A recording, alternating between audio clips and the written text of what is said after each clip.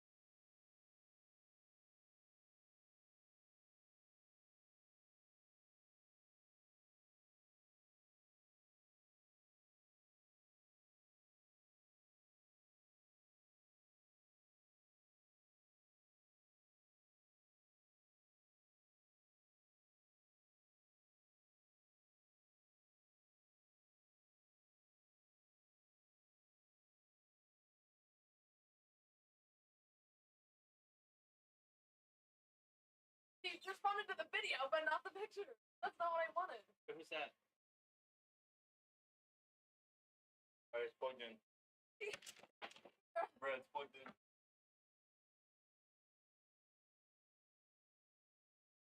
It's not. Well, I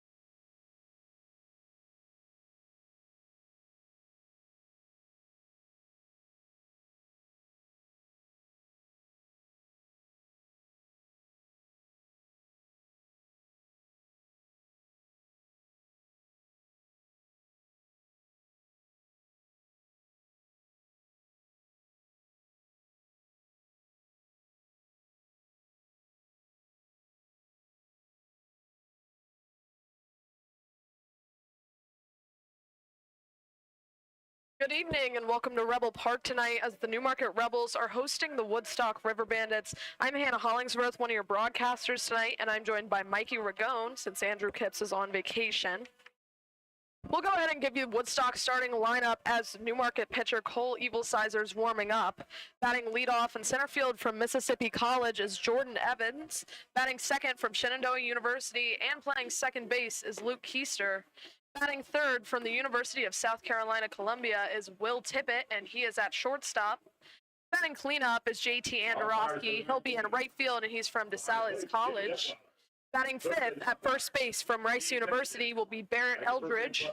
Batting sixth, that's the designated hitter from the University of Southern Indiana, is Hunter Miller. Batting seventh at third base from Folsom Lake College and at third base is Austin Ford.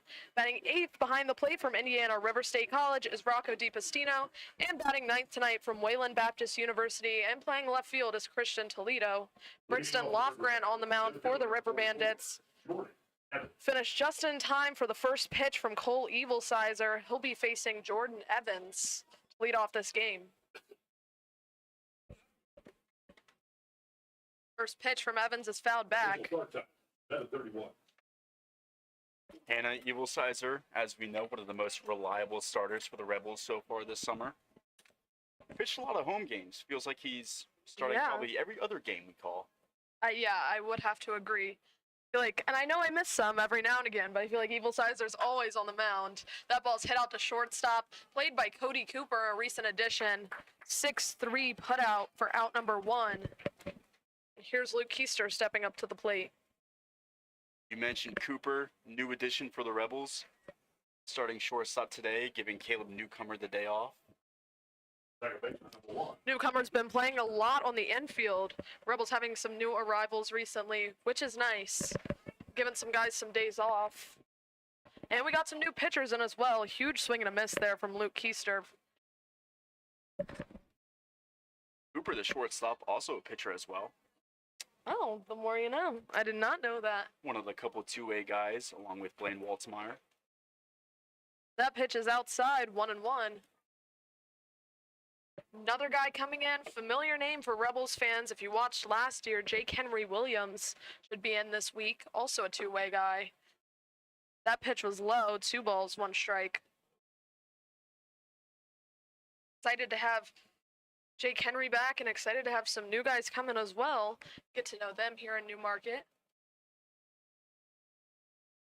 2-1 pitch from Evilsizer. Breaking ball, called strike, 2-2. Keister consistently playing every day at the top of the lineup for Woodstock, batting .293 so far this summer. That pitch swung on, caught in the glove of John Dobkowski. Strikeout for out number 2. Keister, a tough batter to strike out, but Cole Evilsizer gets it done. That great breaking ball that we've seen so much of so far this summer. I believe last time he pitched, at least the last time I saw him pitch, had a little bit of trouble locating that breaking ball in later innings, but he absolutely deals when he's locked in, and we're hoping he can stay locked in tonight. I believe he pitched off of short rest last time. Called strike on Will Tippett. Evilsizer and Pacheco, I believe, 2 starters for the Rebels that have kind of been needing to pick up some slack as the pitching staff is a little bit down in numbers. That pitch outside for a ball, 1-1. Yeah, Hannah, you are right. He pitched 2 pretty close starts together on the 17th and the 21st. So now off 6 days rest, which isn't bad, but... That ball is hit down the line and goes just foul, thankfully for the Rebels. Would have rolled out into left field, right in the corner. That'll just be a long strike, 1-2. Yeah, I believe we said that his woes were probably due to that arm getting no rest over that time. And I think it came in the same fashion as it usually does for Rebels games, that one big bad inning that allows a crooked number up for the opposing lineup. Yeah, absolutely. Next pitch from Evilsizer, outside for a ball. Kind of leaving up at 2-2.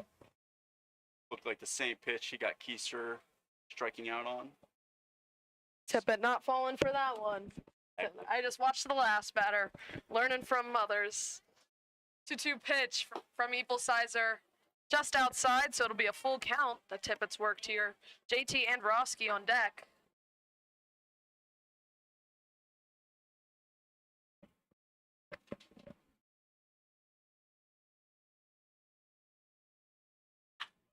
And that ball is hit over into left field. Blaine Waltemeyer's going back at the wall, and he'll have it out there for a long F7 and out number 3. River Bandits go down in order.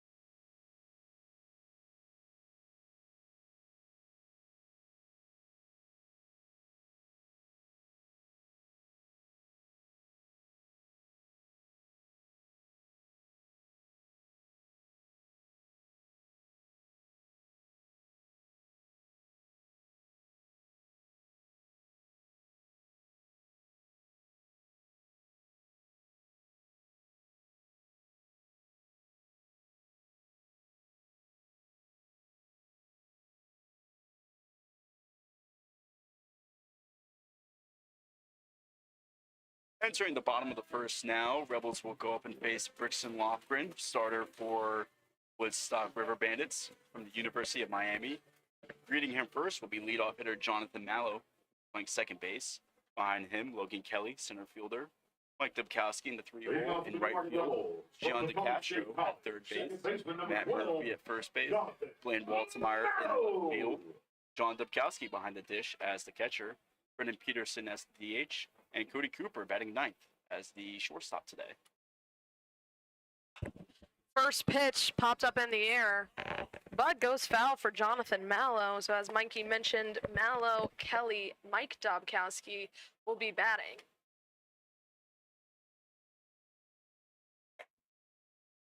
Next pitch misses for a ball.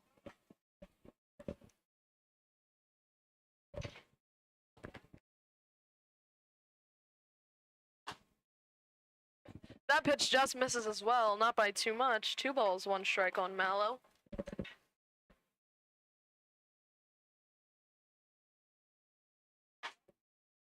That one's right down the middle, 2-2. Brixton Lofgren from the University of Miami.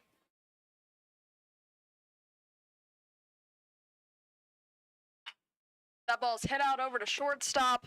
Shortstop Will Tippett has a hold of it for the 6-3 putout, and it was kind of closer than I thought it was going to be over there. Mallow will always have that good speed to make close infield plays even closer. Absolutely. Center fielder from Colorado State University, number 15, Logan. Shortstop had to kind of charge it a little bit. Here's Logan Kelly.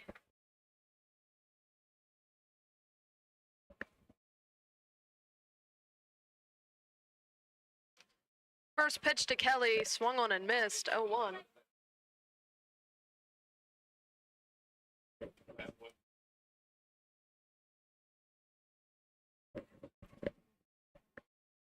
That one's fouled off, so quickly 0-2 on Logan Kelly. Lofgren working quickly here in the bottom of the first. This game tied up at 0. If you're watching, let us know who you're watching, who you're rooting for, where you're watching from. And that pitch was swung on and missed. Catcher tagged Kelly out. It's a quick strikeout for out number 2. And that'll bring up Mike Dobkowski. So know where you're watching from, who you're rooting for. I think I said that wrong the first time I said it, so. Getting everything underway here.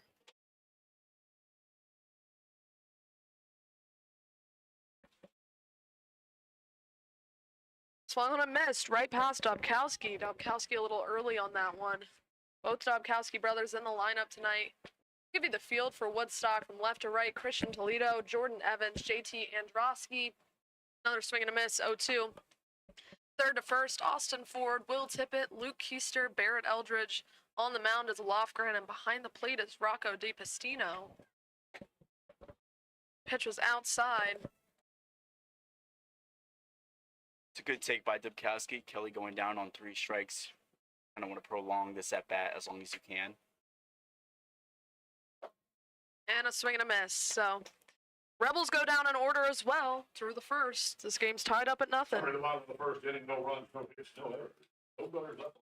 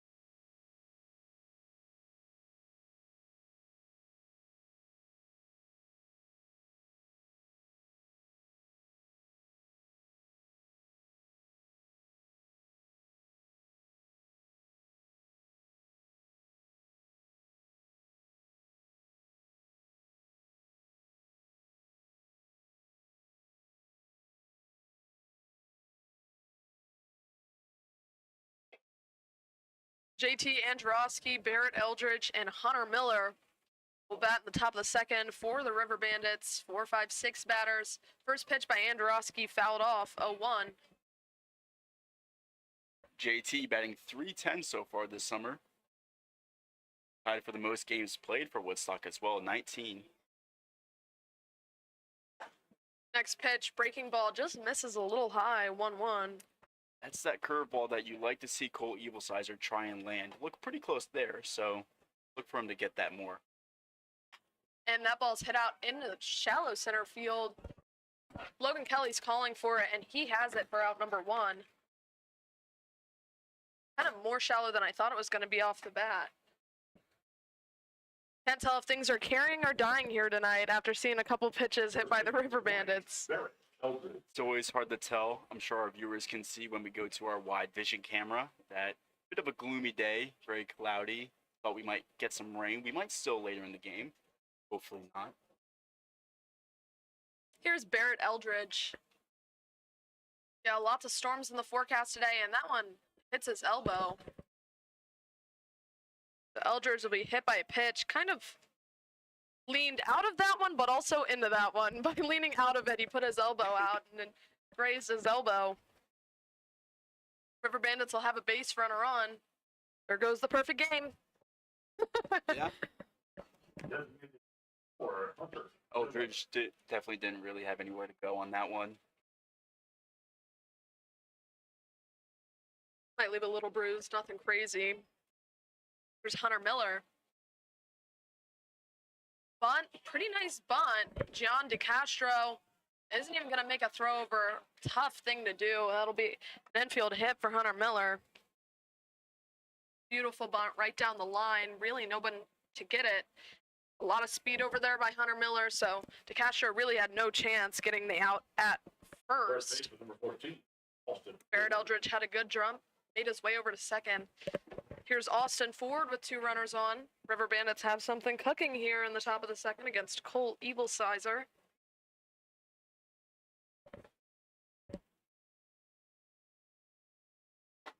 First pitch to Ford. Misses inside for a ball. Still looking for a double play ball. I know that bunt moved the runner over, and like you said, his speed was able to turn into an infield hit. There are still outs on the bases. And that ball gets away from the catcher. It'll be a wild pitch.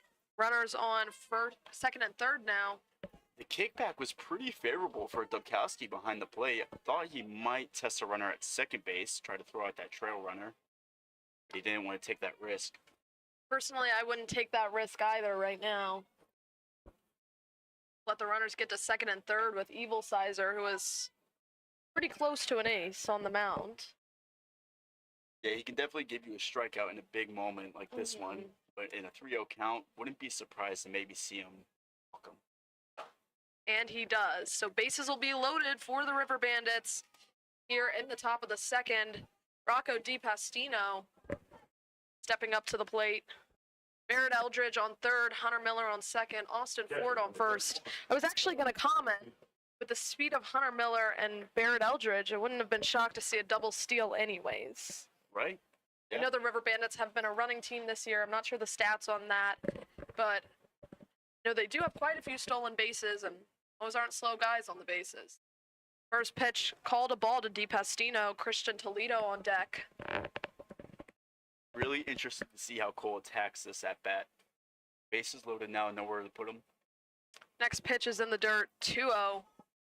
2-0 is definitely not how you want to start it. The last batter got the 3-0. It was perfectly fine, even in the second inning, to put that runner on base to invoke a double play opportunity, but hard to do that when you fall behind in the count. 2-0 pitch is hitting to right field, and that's going to drop fair for a base hit. Oh, just foul, actually. Whew. Oh my gosh, had me sweating over there. That was fair for a long time. That was a bases clearing hit if that would have stayed fair. Right, this might be a 3-0 ball game if that was an inch more to the left.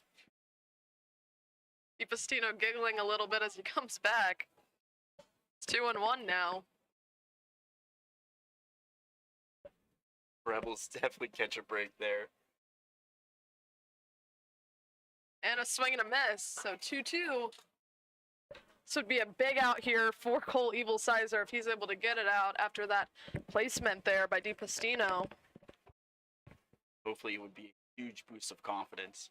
Absolutely. 2-2 pitch is fouled into the glove. Or, no, it isn't. I'm really thrown off tonight, I think. I need to take a class on what umpires are doing. That was a hard one to tell what happened, though. I think the umpire ruled that it was a foul ball. It just hit the ground before Dubkowski caught it. And Dubkowski was like, no, I have it. And I believed him. He tried to sell the strikeout. Yeah, we bought it for a bit. What you got to do as a catcher. Should always believe the umpires, not the players. There's that breaking ball in for strike 3. So it doesn't matter. Rocco DiPastino goes down looking. Bases loaded now for Christian Toledo with 2 outs. And usually when there's a man on third base and you've been kind of wild earlier in the inning with curveballs, with it getting by the catcher and allowing extra bases for runners, expect Evilsizer to go with the fastball there, but very bold to go with a great decision. First pitch to Toledo is a called strike on the outside corner.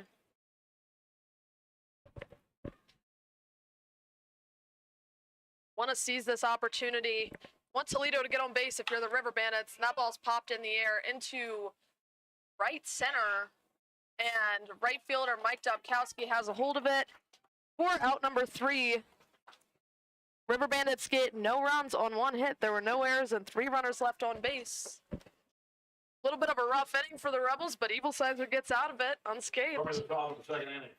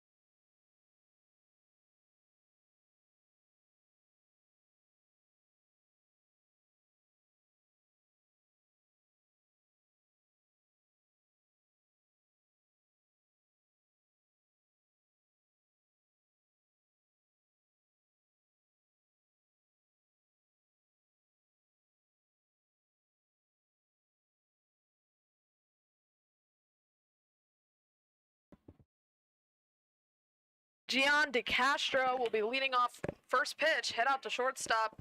Will Tippett has a hold of it and makes the throw over.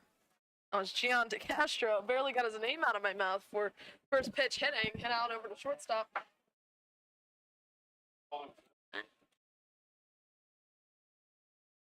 Castro, as we've mentioned, new arrival, Community College. went 1 for 4 in his debut yesterday. Murphy.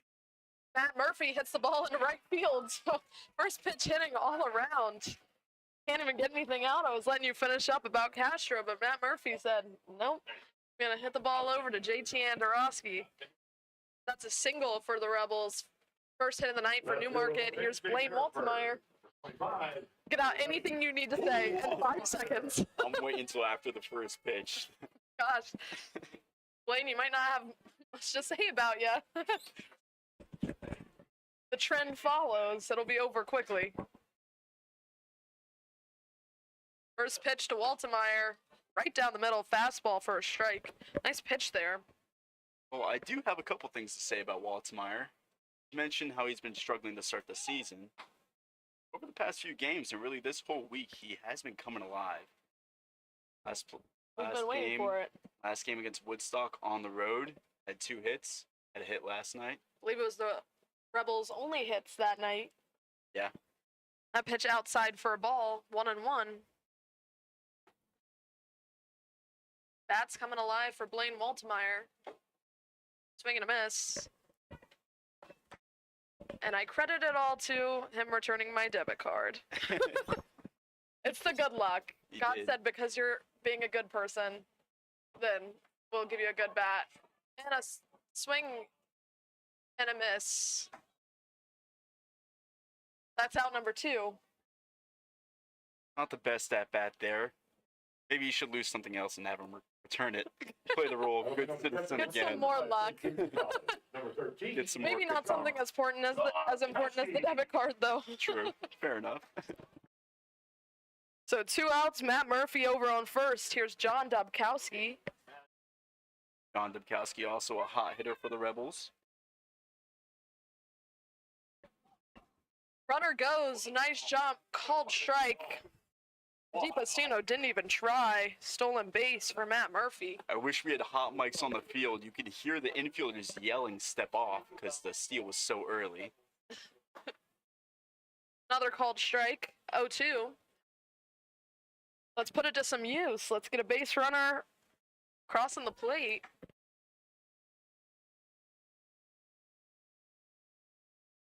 Two outs and a swing and a miss. Rebels get a hit, but still nothing. After 2, this game's still tied up. Summary of the bottom of the second inning. No run.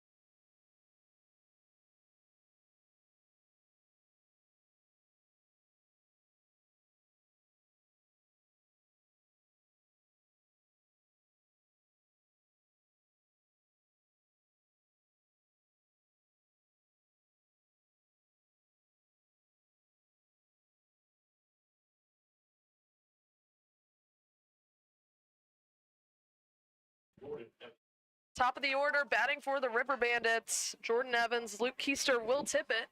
Little rerun of the first inning. Evans coming up here in the top of the third, facing Evil Sizer still on the mound. First pitch to Evil Sizer. Outside for a ball. Hard to tell where those curveballs miss, especially from our perspective. That ball's popped in the air, shallow right field. JT Androsky and Luke Keister all fallen, sorry, they're batting right now. That was Mike Dobkowski and Jonathan Mallow all going for it. Didn't have my board turned. Jonathan Mallow luckily coming back up.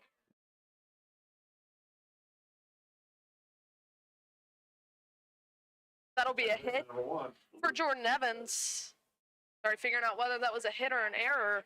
Mallow and Dobkowski out there.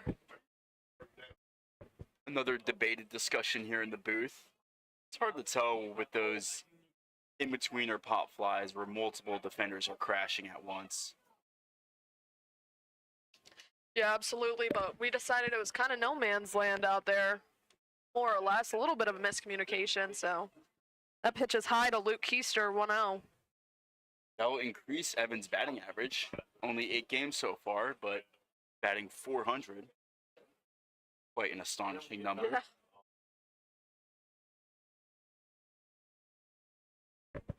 Dancing around out there is Evans. That pitch called strike on Keister.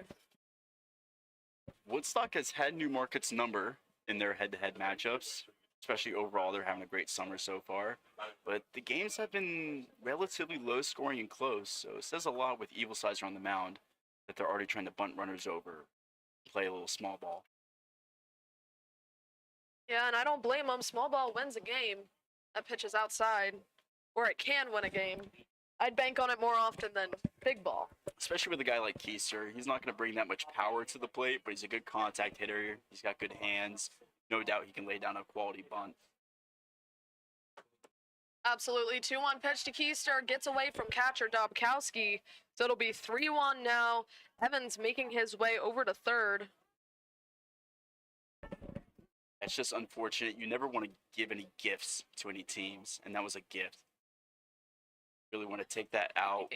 Just let Keister put the bunt down, even if it advances the runner. Take the out. 3-1 pitch. Keister has the go-ahead. He'll foul it off. It'll be a full count on Keister. Exactly, and then he had a 3-1 count to swing away. Now that he doesn't have to bunt the runner over. Luckily, Evil Sizer not backing down. Payoff pitch. Swung on and missed. Dobkowski's going to make the throw down to first. K2-3 for out number 1, excuse me. I'm all out of whack tonight. Out number 1 here in the top of the third. Here's Will Tippett. Evil Sizer, 3rd strikeout of the night. That curveball. I don't know if it's a curveball or a slider or a sweeper. We're going to have to ask him in person, but whatever he's doing, it's working.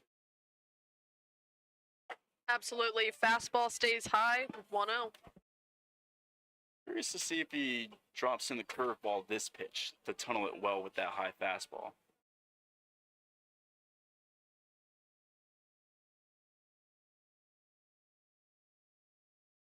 The pitch is hit off over to the right.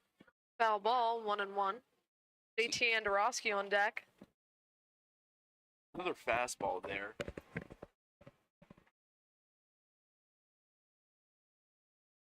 We don't have a radar gun, unfortunately, but Evil Sizer, pretty decent velocity on fastball.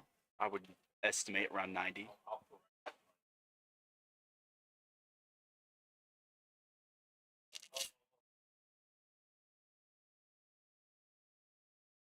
Two one.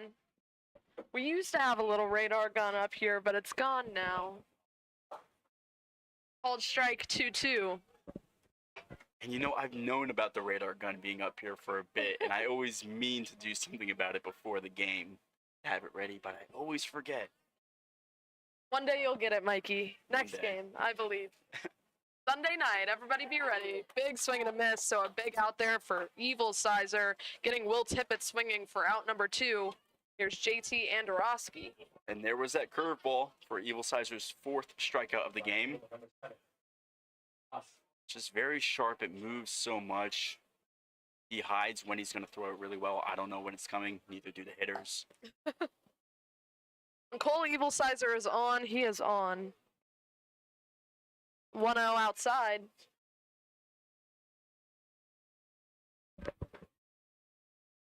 That pitch is in there for a strike. Nice pitch there from Evil Sizer.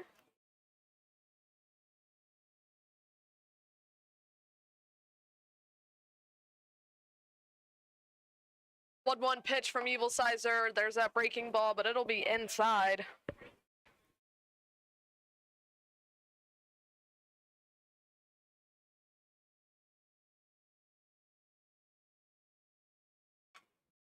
That ball's fouled back.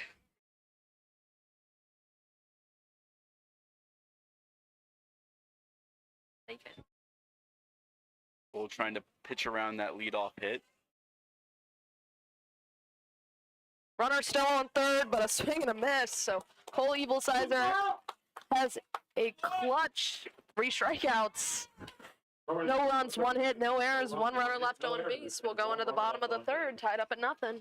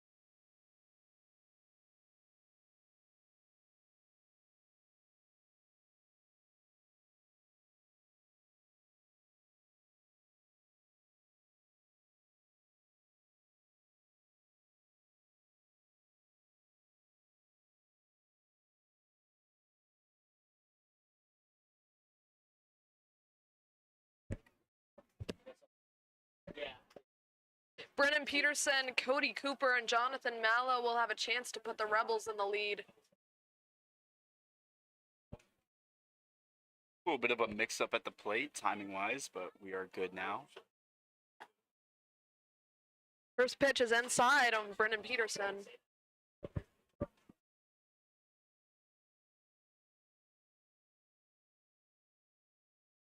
A swing and a miss. 1-1. Gotta say, for our viewers that are rooting for the Rebels tonight, huge strikeout last inning for Cole Evil Sizer. Absolutely. Really important to get out of that, especially against a team as productive in their lineup as productive as Woodstock. Exactly. They had a runner in scoring position. There's a strike. Position with less than 2 outs, and Cole Evil Sizer, after that first hit in that 3rd inning, 3 straight strikeouts. You gotta get out of it. The ball is hit over to shortstop. Will Tippett charging. Nice play there for the 6-3. Tippett has gotten every first out of the inning in all innings so far. There's out number 1. They're going to make him work out there. Here's Cody Cooper, new arrival for Newmarket.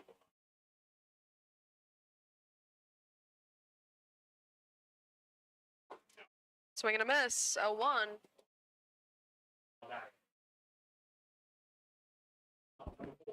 Cody Cooper.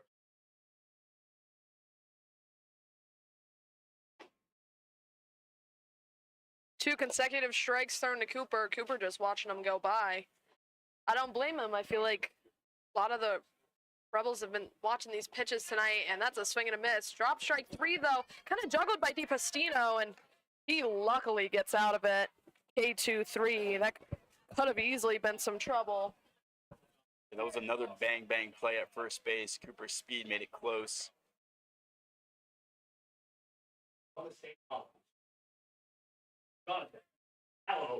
Brooks and Lofgren still looking pretty good for Woodstock. Only 2 appearances so far this summer. He's got a pretty productive 2.25 ERA in those 8 innings. 2 outs, top of the order now for Newmarket. Jonathan Mallow fouls one off. Yeah, a lot of strikeouts tonight. He has 5 so far. And 9 batters faced. 0-1 pitch in the dirt, 1-1. Not sure what Lofgren's throwing out there, but he's throwing something that the Rebels aren't hitting. He's taking advantage of maybe a lack of discipline from the Rebels hitters, getting a lot of chase pitches on good breaking balls. 1-1 bunt, bunted right at the plate. DiPastino's making the throw down. It's close, and apparently Barrett Eldridge put his little toe over there. 2-3 put out for out number 3. Your Rebels go down in orders. No hits, no errors, and no runners left on base.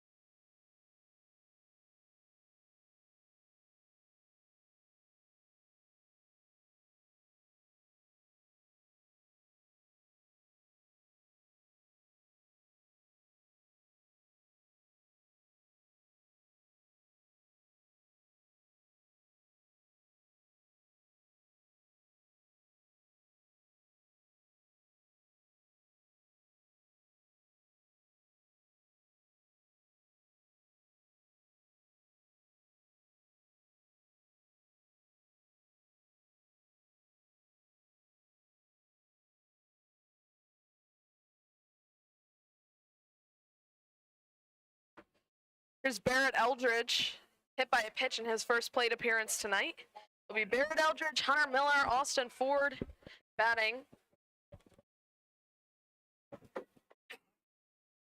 First pitch outside for a ball.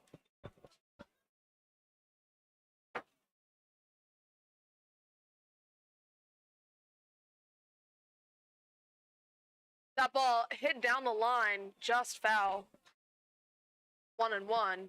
Fun fact for you, Hannah. Eldridge, obviously not this exact Eldridge, but is the name of the San Francisco Giants' top prospect who I played against in high school, Bryce Eldridge. Wow.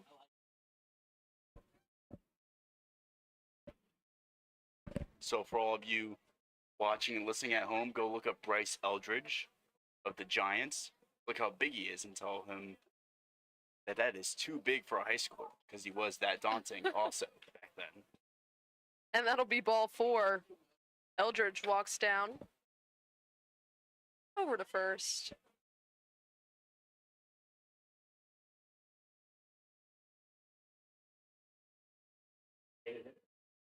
Here's Hunter Miller.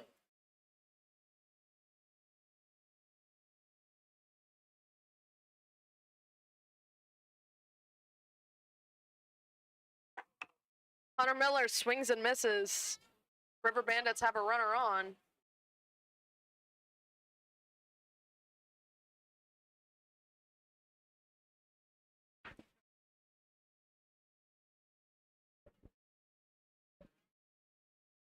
A 1 pitch from Cole Sizer. There's that breaking ball, just misses.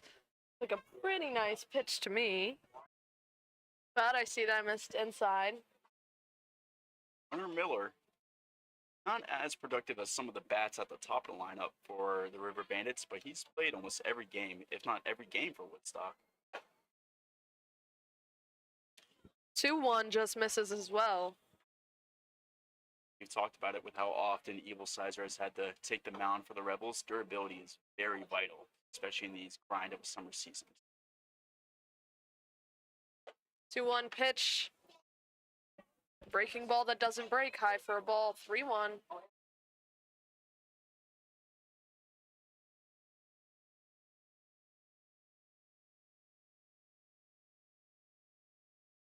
Pitch. That breaking ball does break. 3-2.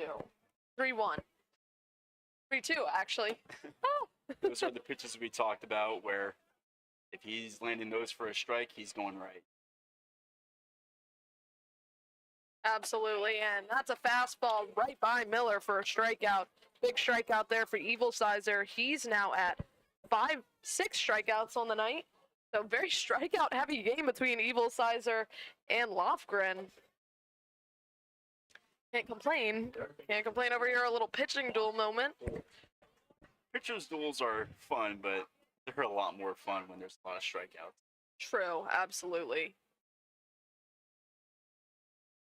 First pitch is high. Anybody can make a guy swing, make the right fielder catch it.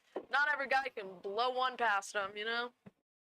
Exactly. Sometimes you just gotta do it yourself.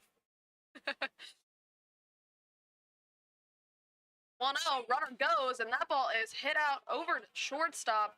And unfortunately, Cody Cooper makes the play. No, that's not unfortunate. He makes the play at first for a putout, but runner was off with the pitch. Would have been a double play if more than likely.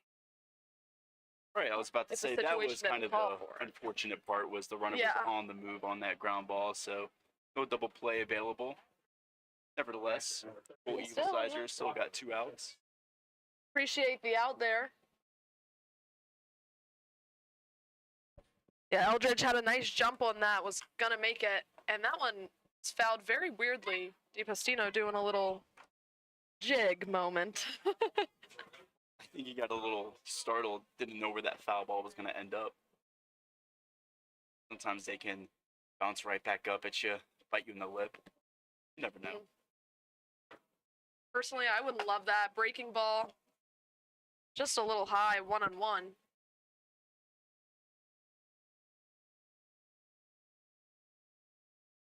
Runner on second is Barrett Eldridge.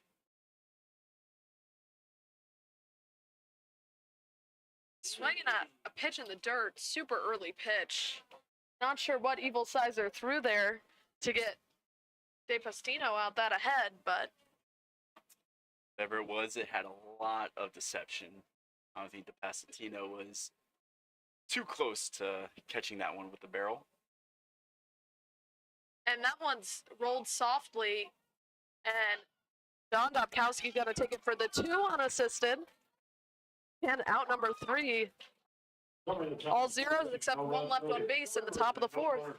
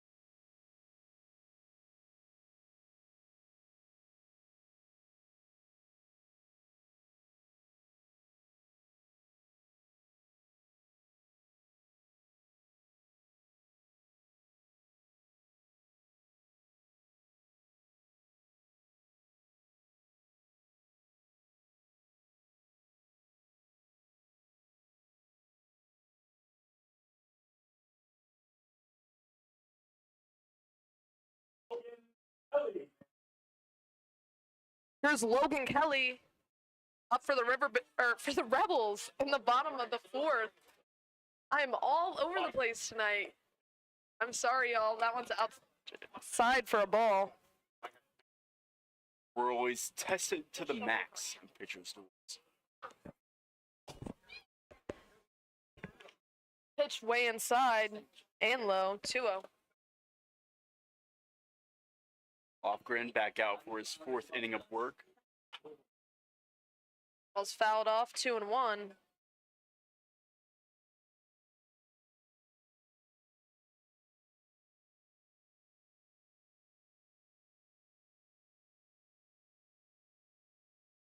Two-one pitch from Lofgren's fouled off, 2-2.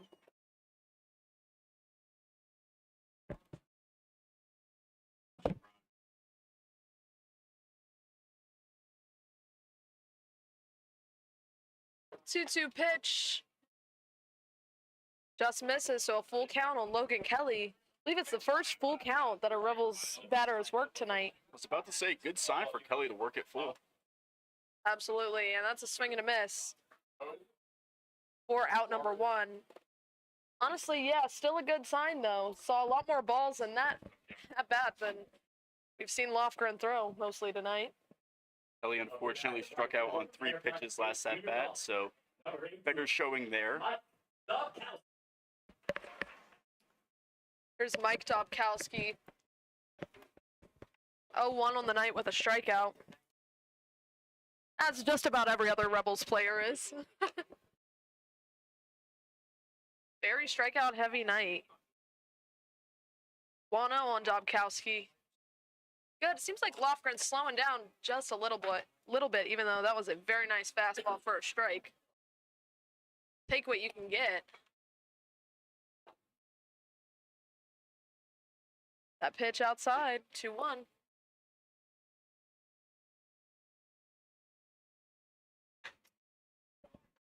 Two-one pitch is fouled, 2-2 count. So, Hannah, I mentioned Bryce Eldridge last inning as someone who I played against and is about to debut in the big leagues. If you're in the chat, maybe comment a professional baseball player you know. Maybe one you played with, when you met. I don't know. That is a good little moment, a good little opportunity.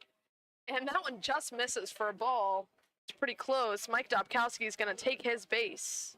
My best friend met Ian Desmond at an airport. Cats legend. A cool one. I met Walker Bueller. That was fun. Back when he was with the Dodgers. Wow, that's a really cool one. I have a video. This used to get brought up on our broadcast all the time. I have a video of Corey Seager telling me happy birthday. Really? And it's like very informal because I have connections. Wow. So it's clearly real because it's so informal. Not sure what that pitch was. It was a ball. 1-0. Scorekeeper's slacking a little bit. It's my fault. I distracted you. I'll continue to distract you. Was this when Seager was on the Dodgers or on the Rangers? It was actually his rookie year, 2017. That ball's hit in right field, and so that's a base hit for Gian DeCastro. A single. Rebels getting something going. Here's Matt Murphy. Had the only hit of the night with a single, but now DeCastro has one. Yes, it was. I was a huge Corey Seager fan from the moment 2017 hit. 2016, actually. Right. When he debuted. But that was when I started getting into baseball. I selected him as the love of my life for the next 10 years. That ball is hit almost in the gap, but Will Tippett flashes the leather. That is an incredible play by Woodstock's third baseman, Austin Ford. Rebels are trying to argue something. Did they rule him safe? I saw Coach Shepard make the transfer motion with his hands. Not sure how that would come into play. Mike Bocock not happy with that. The ruling on the field appears to be safe. They are going to meet and talk about it. By the naked eye, by the naked eye, the throw beat him there, and it was a great play by the shortstop and third baseman, both Tippett and Ford. Is this a question?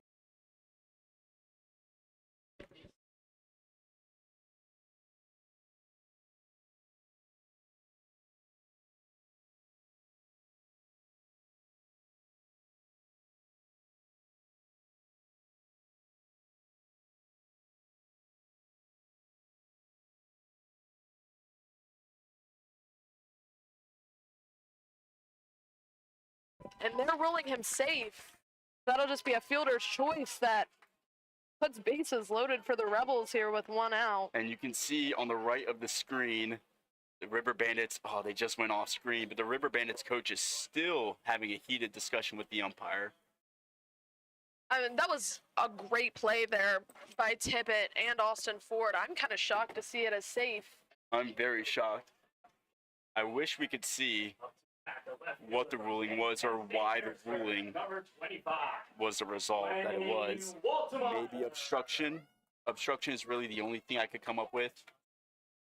But the throw took him into the runner, and he caught it before the runner arrived. Very strange. First pitch, a ball to Blaine Waltemeyer. Yeah, I don't know, but, I mean, we'll take it. Yeah, exactly. Bases loaded now, 1 out. Next pitch, fastball misses low, 2-0. Seen some heated games so far between the River Bandits and the Rebels. Pitching coach looks like he's going out to talk to pitcher Brixton Lofgren. And the home plate umpire is still hearing it from the Woodstock dugout. You can see him putting his hand up. I want to stay unmuted and live during this quick mound visit. Shout out to my former boss, good friend James Bierlein. He has a son, Cooper Bierlein. His favorite player is also Corey Seager. A small world. Corey Seager, it's a unique pick. I think that's a very lovable guy. Oh, absolutely. No one hates. Don't even get me started. This whole broadcast will be about Corey Seager. Well, last thing, just to make sure, he did win the World Series MVP in Twice. 2023, right? Twice in 2020. In the AL and the NL. Wow. So 2020 when the Dodgers For the won. Rangers and for the Dodgers. Yeah. Wow. Yes, he is the first player to win. Okay, sorry, just had to Had to clock you there. Had to clarify some things. And he was Rookie of the Year. And that ball gets into center field. Looks like Tippett's hurt. And a run's going to come in. Well, Woodstock must have put on a pickoff play during that mound visit. They tried to catch the Castro off guard at second base. And unfortunately, I think Tippett is a little banged up somehow. Which is not super fun. Who are you going to put in that's going to be as flashy as Will Tippett? Right. Flashy and impressive over there. Rightfully so, flashy. Just made that great play that we thought should have had the Rebels lead runner at third. Now that runner came around the score. Are going to check on Tippett. Tippett waddling around out there. Welcome our VIP family. The Matt Weaver family is getting our VIP.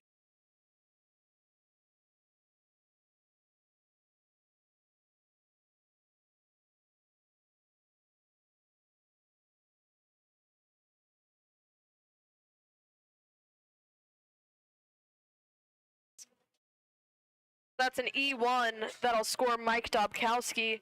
Gian De Castro still out at second. Weren't able to successfully get him. And Noel, thanks for commenting. Glad you have some air conditioning. The best part about working up here for the Rebels is, don't tell anybody else, but we have air conditioning in the press box. So, little bit of open air, but also we get that.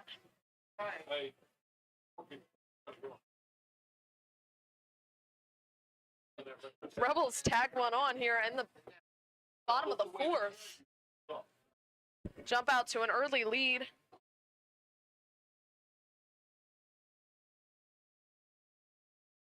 So they're still checking on Tippett. Trainer's out, helping him over there. Looks like Austin Ford and Luke Keister are out there as well. Hofgren getting some extra warm-up pitches in. He still has been really good despite all the traffic this inning still. Only one base hit, technically. Yeah. Baltimore trying to change that. As we mentioned, he's been pretty hot this week. Trying to extend that lead for Cole Evilsizer. Never hurts. Never hurts. Never at all. Here's Blaine Waltemeyer, still 2-0 count on him. A little bit of a distracting inning. Forgot that Waltemeyer was up to bat. And that ball is hit over the head of second baseman. That's dropping into right field. And that'll load up the bases. They aren't going to send the runner, which I feel like was probably a... And the ball actually gets away. So Rebels are going to score another run. What a wacky play. So it started with Waltemeyer ripping that single, and then the throw came in from right field. It came in so hard that the bounce feared the catcher, and Castro took advantage and scored. That was kind of funny. You guys should have seen Mikey pointing. It was like turning because it was so exciting. But then I completely missed that part. I don't think that's going to go down as an error. It's going to be an advance on the throw. Right. I guess it would be an error on the throw. Okay. Right. We're saying it is an error on the throw, which is Okay. unfortunate because it wasn't a bad throw. An E9 that'll score to Castro. Moves everybody over. So just for our scorekeepers and for our fans scoring at home, both runs have come in on errors. John Dobkowski, after all that excitement, has already seen 2 pitches, both of them strikes. Still just 1 out, runners on second and third.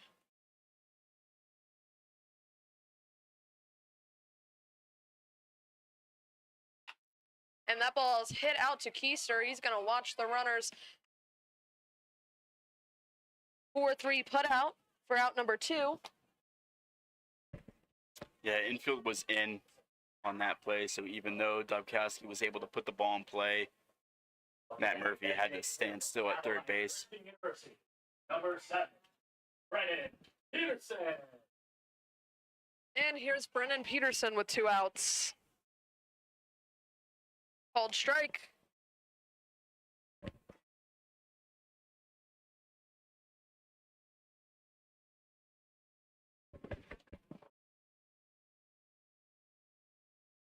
One. Well, I think I've said this about every Valley League pitcher, but it's true. They all work so fast on the mound. Yeah. Wasting no time. There are very few who take their time. I guess it only benefits them, especially with the pitch clock. Yeah. Plus, it rushes the hitter. And foul tip into the glove for out number 3. Rebels get 2 runs there on 2 hits. There were 2 errors and 2 runners left on base. 2 runs on 2 hits. Rebels jump out to a 4-0 lead. Or 2-0. I'm getting ambitious. Inning and here at Rebel Park.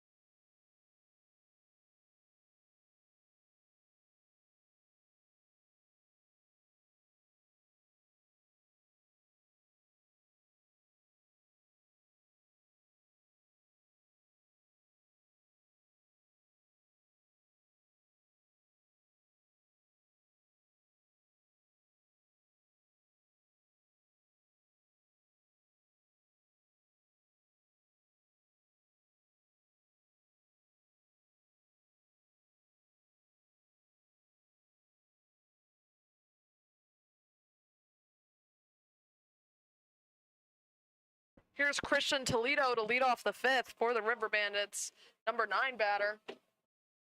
And first pitch over the head, 1-0. Almost got Toledo's bat behind his helmet,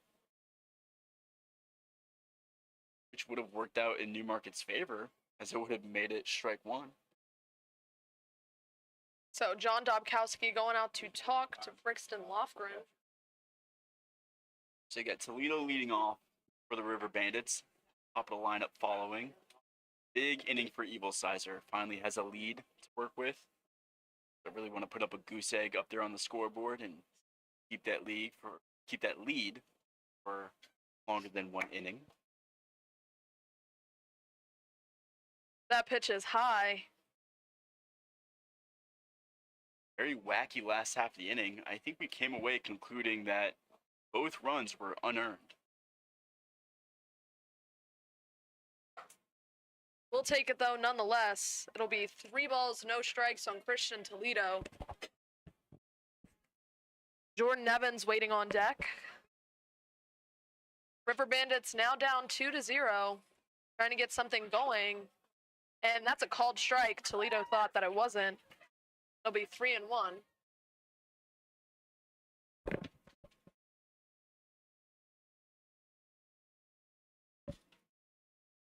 3-1 pitch, another called strike, similar location. It'll be 3-2 now on Toledo.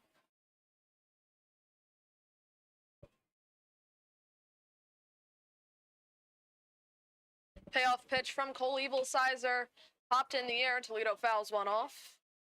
Going back into the stands. Good job by Toledo there to spoil that pitch. Whenever a pitcher is down 3-0 in the count, immediately gets it into a full count with 2 strikes. Momentum is kind of in their favor, so Toledo balances the momentum there. Next pitch, hit out over to third base, off the glove of DeCastro. I believe that's going to go down as an error. Tough play. He tried to short hop it. It's still right off the pocket of the glove. The Evil Sizer now has to deal with another lead runner on. Number 44, Jordan Evans. That'll be an E5, putting Toledo on base.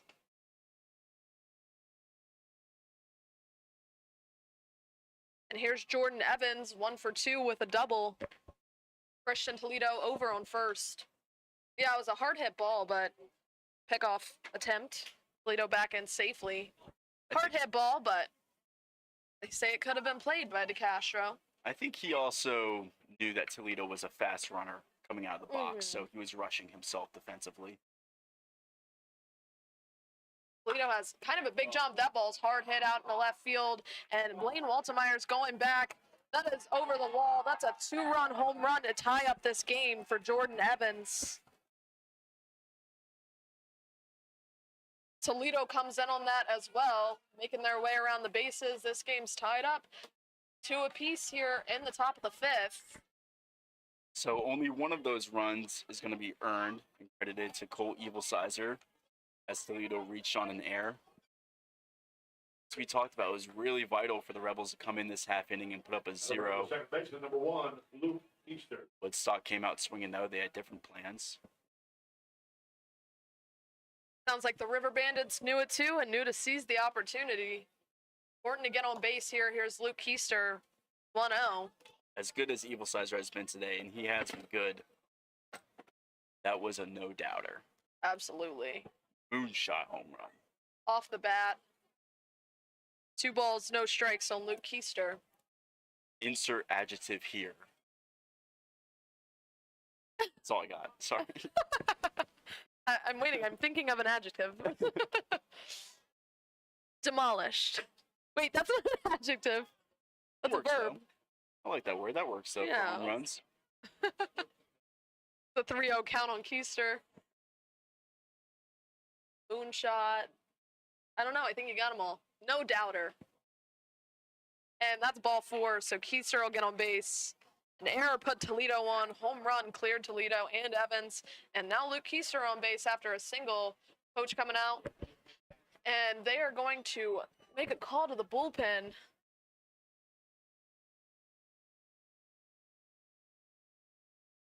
Cole Evil Sizer coming out of this game. We'll let you know who's coming in as soon as we got it.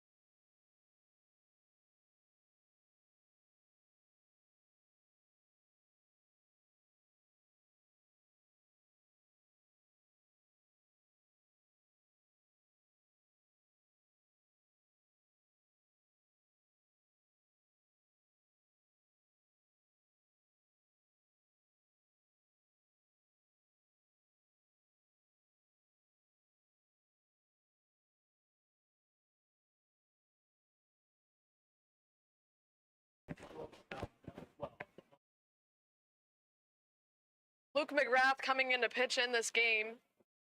He'll face Will Tippett with no outs. River Bandits tied it up, two apiece. First pitch, a called strike from McGrath on Tippett. Tippett 0 for 2 tonight.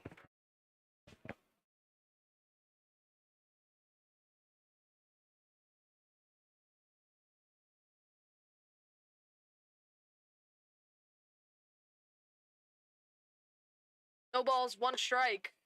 Pitches outside, 1-1. JT Andorowski on deck. McGrath pitched Tuesday, I believe, our last home game. Mentioned on the broadcast, the way he leans in reminds me of Craig Kimbrell. Very intimidating. I'm quaking in fear just looking at him. That ball's hit into one of the deepest parts of the ballpark. And that'll be over the head of center fielder Logan Kelly. Not actually back to back, but another home run. This one from Will Tippett. Another 2-run shot. Scores Luke Keister. So 2 home runs and 2 free bases give the River Bandits a 4-2 lead. Tippett was clearly not intimidated. And that was I was quaking, but Will Tippett wasn't. He was not. That was a home run to dead center. Doesn't get much better than that. 367 out there. One of those runs is going to be charged to Evil Sizer. So his line on the night, 4 innings pitched, 2 earned runs, and 6 strikeouts, I believe. That one's fouled by JT Andorowski.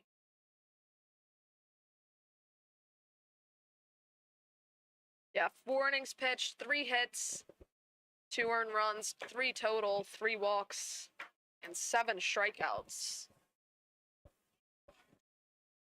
1-1. Like we always say, it was just that one crooked number in that 1 inning for a Rebel starting pitcher. Otherwise, great start. Absolutely. That one swung on a miss. So 1-2 on JT Andorowski. Barrett Eldridge on deck. Still no outs. Nobody on the bases.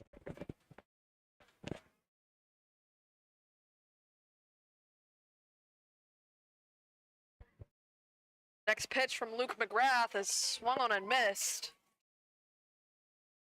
Nice strikeout there to get Andorowski.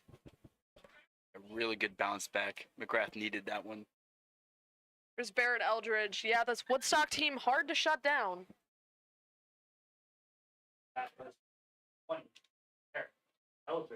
They pitch very well. They stay in close games. And their lineup, whether it's just because of timely hitting or good late night heroics, they always seem to break tie games and shrink in Newmarket leads very quickly. Big swing makes the count 0-1.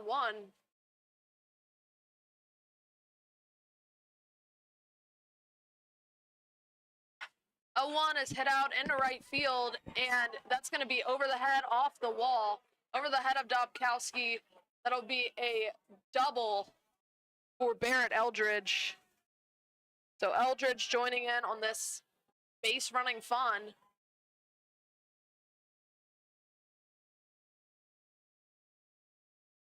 So 1 out. We'll take it. Eldridge now on second. Hunter Miller. Hunter Miller. 4 runs so far here in the top of the 5th for the River Bandits.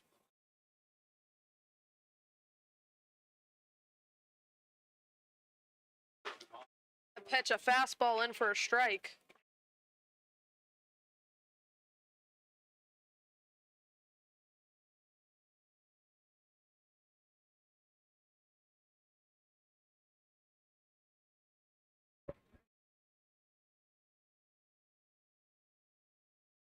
McGrath taking his time on this next pitch. He delivers, and that's a called strike. 0-2 on Hunter Miller. Really sharp curveball there for strike 2. See if he'll go back to it or maybe try to tunnel it well with a high fastball.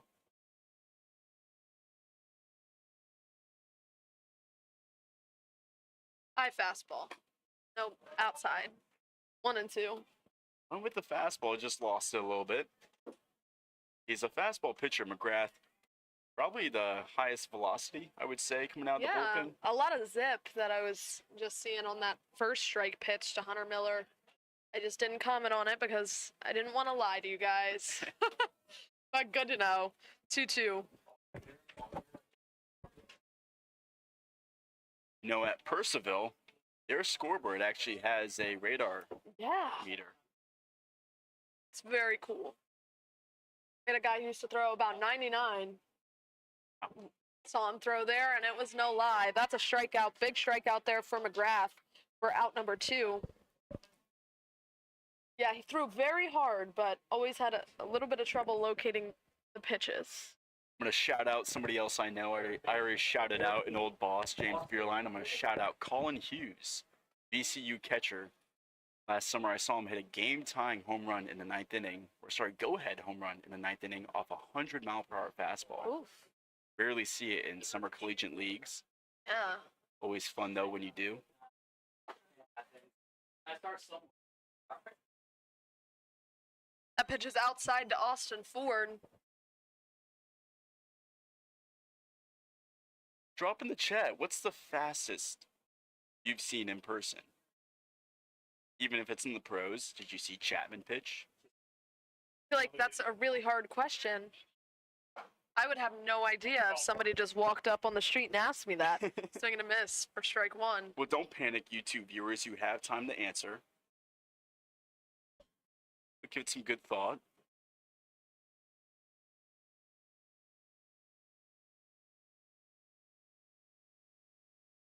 One pitch to Luke McGrath is hit out over to shortstop Cody Cooper, and that throw gets away from the first baseman.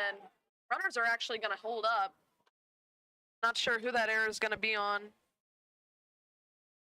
That'll be an E3.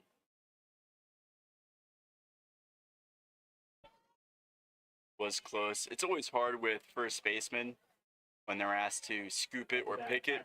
31.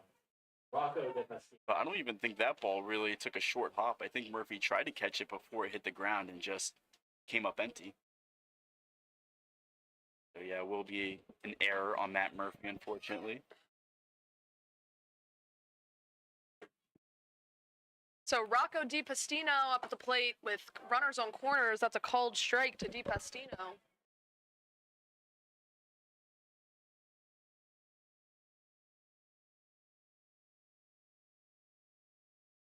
The 0-1, they've officially batted around.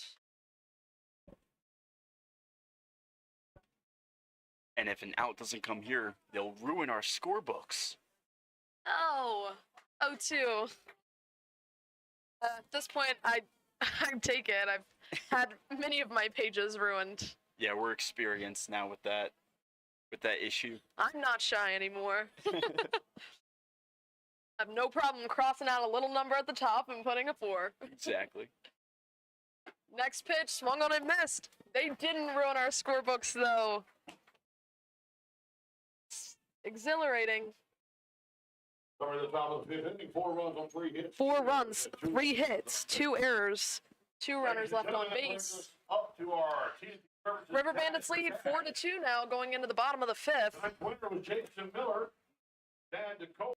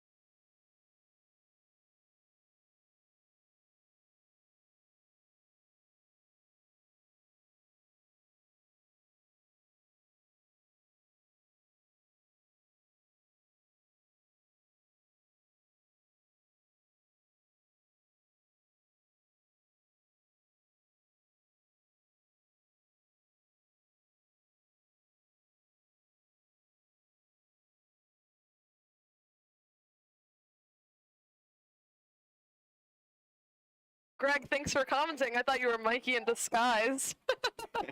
Here's Cody Cooper leading off the bottom of the 5th. Probably the best answer we're going to get. I don't know if anyone's going to beat Gregory. Nobody should even try. Well, actually, yes, you should try. Get things going. I guess if we have any Oakland A's fans or Sacramento A's, apologies, my bad. If you have any Sacramento fans, if you see Mason Miller, Pitch maybe inside. It's 1-2 now in Cooper. if you see Mason Miller, maybe you've seen faster than 105, but tough to say. That's if you're lucky. And little half swing, drop strike 3, K2-3 put out. For out number 1 here in the bottom of the 5th. While we're on the topic of Major League Baseball, just because I love this topic, I have to let my Nats fan bias out. James Wood was snubbed of the All-Star game. Hey, Oscar Hernandez was put in front of him for the All-Star National League outfielders just because he's a Dodger. Blasphemy.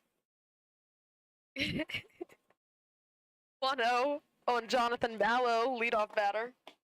Mikey's very passionate. I am sorry, I had to get that off my chest. 2-0.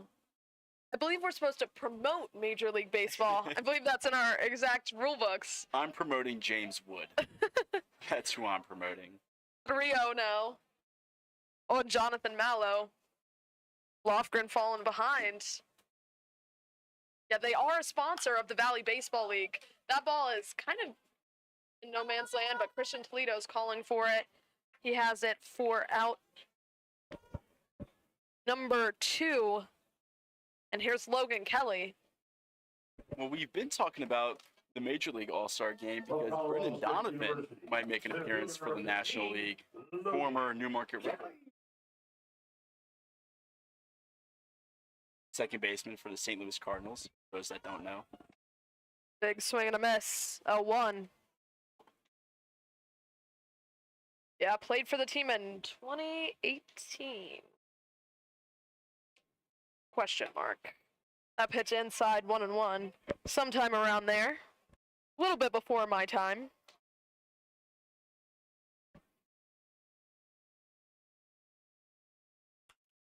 That ball is hit into the glove of shortstop Will Tippett.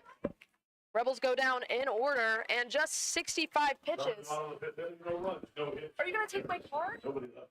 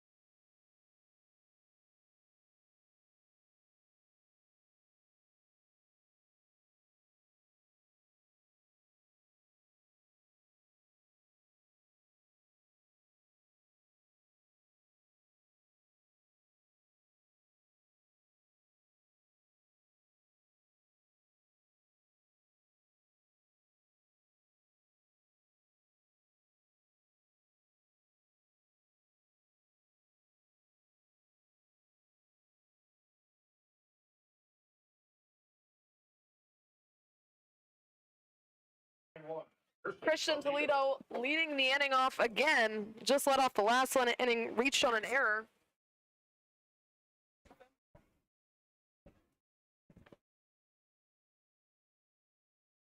McGrath back out for his second inning of work as he relieved Cole That one- Evilsizer last inning. Outside for a ball.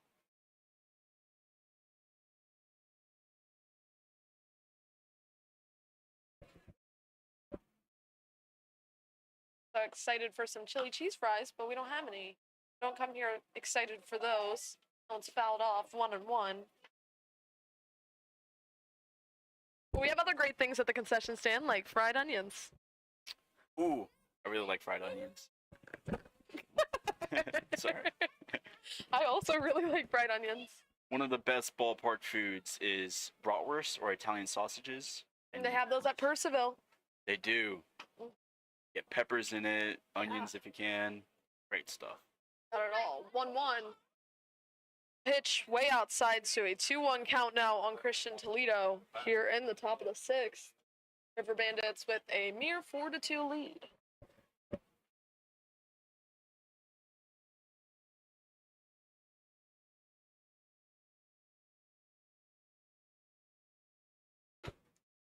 Pitch inside. 3 balls, 1 strike. Advantage count for Toledo here. 9-hitter usually referred to as the second leadoff hitter, so McGrath should be treating this very carefully with a 3-ball count. A called strike, Toledo thought it was a ball. Toledo not the most happy about it. Hey, even if that pitch was close, that's the second time Toledo has done that. I don't think that's going to do you any favors with the umpire. Full count pitch. And that one will be outside. I'm surprised he didn't call him out there. Yeah, that was a close pitch, and I thought with Toledo maybe showing up the umpire the last pitch wouldn't have had the call go his way, but McGrath must have just missed a little outside too much.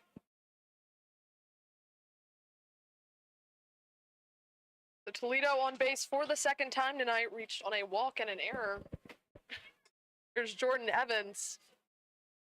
2 for 3 with a double and a home run, and that one is hit out in the left field, dropping down for a base hit. Toledo's heading to third, and he's going to run into second. That ball gets away from Castro. Toledo's going to stay held up. Second double of the night for Jordan Evans.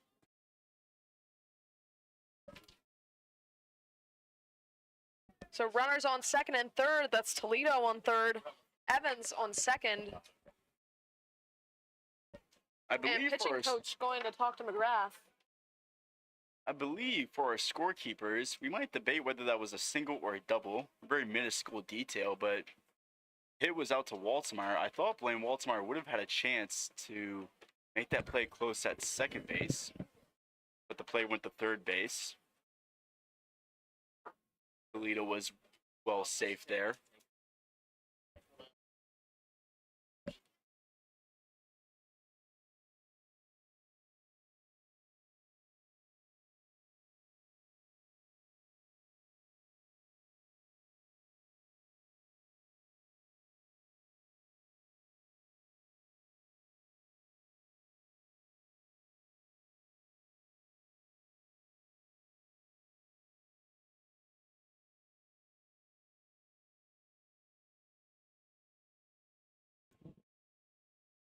Okay, so 2 runners on second and third. Luke Keister, productive batter for the River Bandits.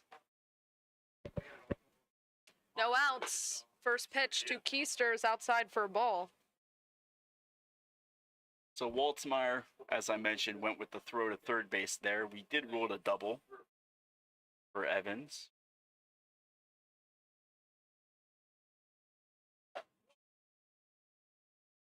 Pitch high.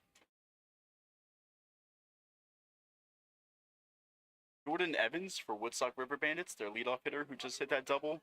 3 for 4 today with that home run last inning. Yeah. Great day and great start to the summer. As I mentioned, coming into today, had a batting average at 400. 1-1 count. Umpire just signaled us, I believe. I thought it was 2-0. That's a called strike, so 1-2 now. I don't know. Mystery count. At least 1 ball and 1 strike. Next pitch is outside, so at least 2 balls. Okay, it's 3-1, actually. Yeah, I thought he put up a 2-1 count last pitch, but he put up a 1-1 count. 3-1 total. Poor Brett. Very confused. 3-1 is head out into left field. That'll drop down for a base hit. That's an RBI. 2 RBI single. Play at the plate. But Jordan Evans is in safely. That's a 2 RBI single for Luke Keister. Puts the River Bandits in a 6-2 lead. And looks like we're going to have a pitching change. We'll let you know who it is.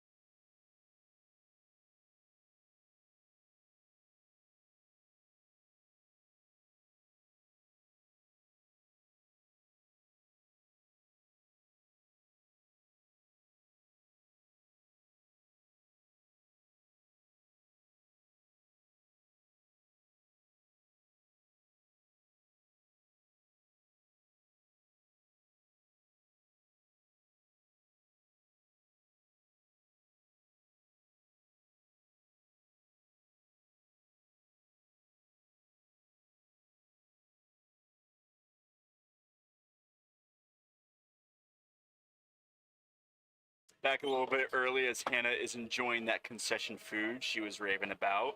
And filling in is our beloved Max. Hello, everybody. Andrew Lynch is now coming up to the mound. And as we know, in case you don't know, he went viral on what seems to be TikTok, Instagram, Reel sort of thing for when he was subbed in his last appearance.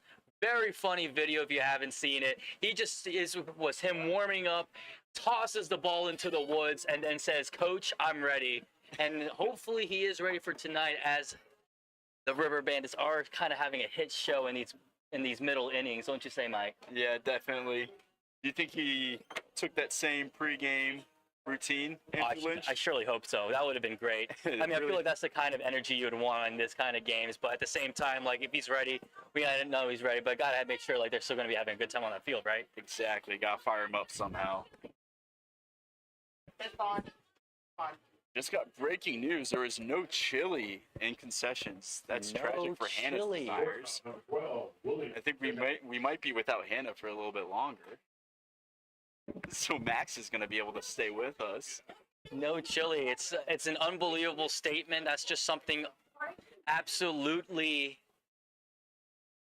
debauchery for the fans who wants chili today. Blasphemy. I've already Blasphemy. used that word once. I'll use it again. Ooh. How about it's just straight up hedonistic? That would be a good way to put it. Ooh. Unfortunately, my time here is going to be cut short as Hannah has returned. But I hope you guys liked my 2 minutes of commentary, mostly just about Lynch's pitching, as you can say, meme, they would say. You did bring in that viral moment. I didn't see it until you sent it to me. It somehow came up on my feed by itself. I wasn't sent it. It just came up. I thought it was pretty awesome. Very awesome. As bullpen arms, bullpen arms, you got to keep yourself entertained somehow. You're usually sitting around for the first 2 hours of the game. Ball's hit out over in the left. Foul, 1-1. This Tippett up at the plate? This is. Okay. We got a little hungry, so we got a little press box order at the concession stand going on. Yeah, you took a few orders for some other people as well. Great team player.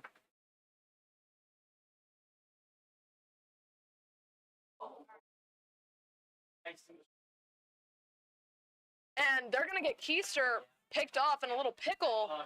Keister might have been under the tag, and he was.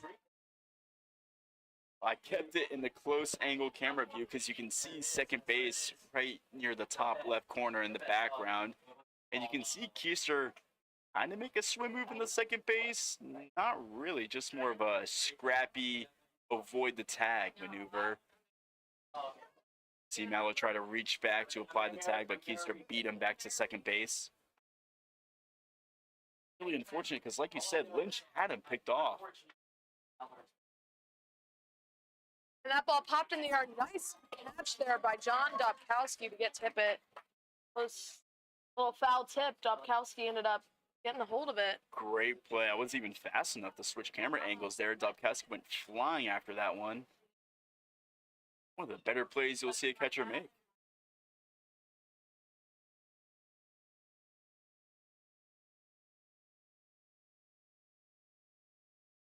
Number 7, JT Ruskin. Here's JT Andorowski 0 for 3 tonight. Noel, I know. No chili was kind of crazy.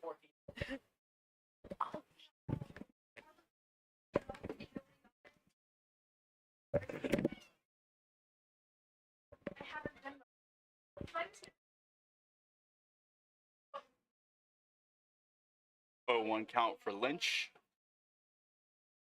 That one misses outside, ball 1.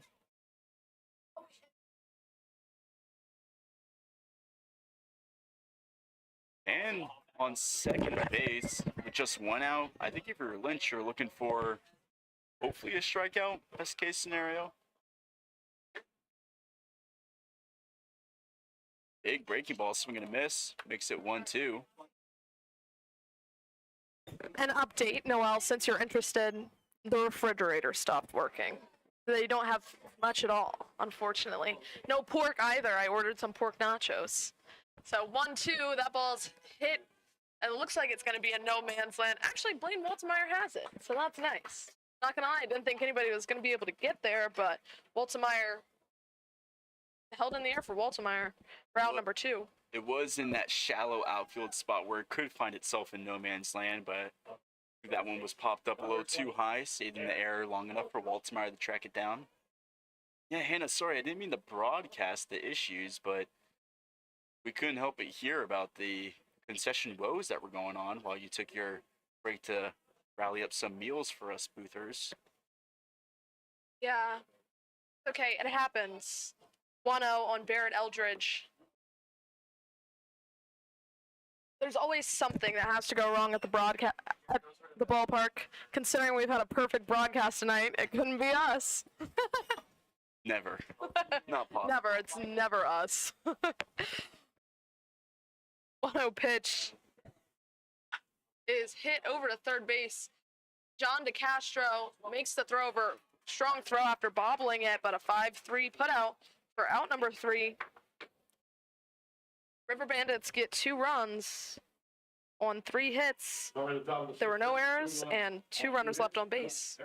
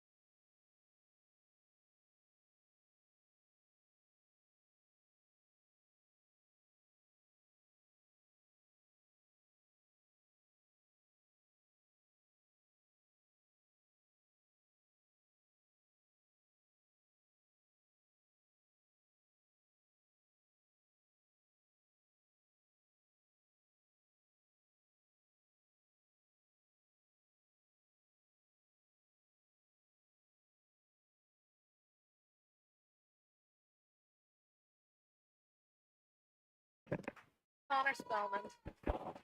New pitcher in is Jordan Hodges for the River Bandits, and he'll be facing Mike Dobkowski, Gian DeCastro, and Matt Murphy. Pitch is outside for a ball.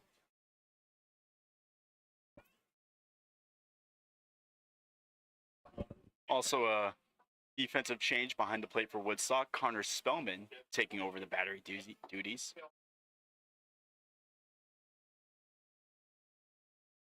Hodges this summer, 15 innings so far, and in those 15 innings, he has a 1.2 ERA. One of the best stat lines you'll see from a pitcher this summer. Broken bat, really broken. Barrett Eldridge does a nice job not getting distracted. That would have wildly distracted me, but that's a 3 unassisted for out number 1.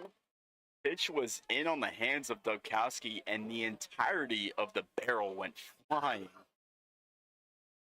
If you can see, let's go to the close angle. Look at that thing in the umpire's hands. Third baseman from Arizona State University. Give it to a kid. 23, Gian DeCastro. Maybe keep it away from a kid. That thing is sharp. True. Here's Gian DeCastro, 1 for 2 with a single.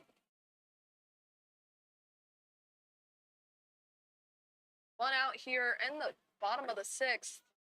Called strike, 0-1.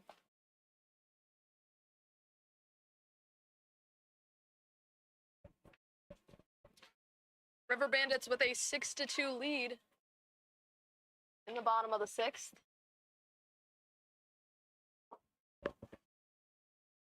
Oh, 1 is low for a ball, 1-1. Hodges only has 8 strikeouts in those 15 innings, so expect a lot of weak contact from him. Or a lot of hard contact. Or a lot of broken bat contact. True. That one's fouled back. You know what they say. You weren't here, Hannah. I'm sorry. I think I'm scrapping that saying. Oh, I was here. Oh, you were here? Well, you at least mentioned it the last time I was here. Ah, snap. Crackle pop. But yes, the saying is usually when they foul a ball straight back, they just missed it. Well, I would say it's true because I think he just made it as that single goes into left field. It's a really softly hit ball. Barely even hurt if you hit. Second hit of the night for Gian DeCastro. Softly hit, relatively speaking, but like you said, second hit of the night for him. It sounded so beautiful. Include that in an ASMR compilation. Here's Matt Murphy.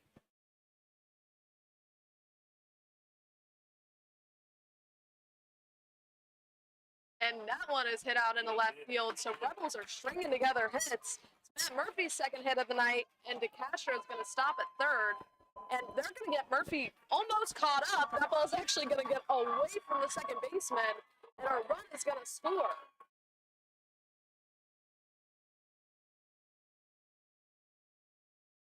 Whew, okay. So that was a single for Matt Murphy that put Castro on third. He scores on the E7. And Matt Murphy's going to make his way to second on the E7. E6, I believe. The left fielder threw that one in the second base to keep Murphy at first base, but Murphy rounded first base so hard. The shortstop thought he could get him back at first base, and then it was the shortstop that had that air throw that allowed the runner to score. Okay, good eyeballs. Between the five of us in the press box, one of us is bound to see all of that. That one's fouled off. But Rebels get a run on the board nonetheless. 6-3 lead now for the River Bandits. Blaine Waltemeyer up to the plate. He has a single tonight. The last two guys who have come up to the plate with a single tonight have hit another one. Blaine Waltemeyer looking to continue this trend. Pitch inside, 1-1.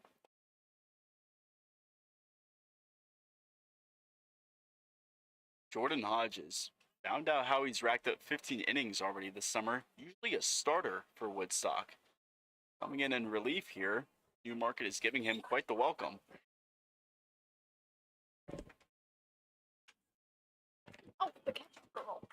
Keister fields that one at second my- base. He's going to get it to first in time to record an out. Baltimore goes down, advances Murphy to third base. So with 2 outs, Murphy's going to be at third base, and that will bring up John Dubkowski.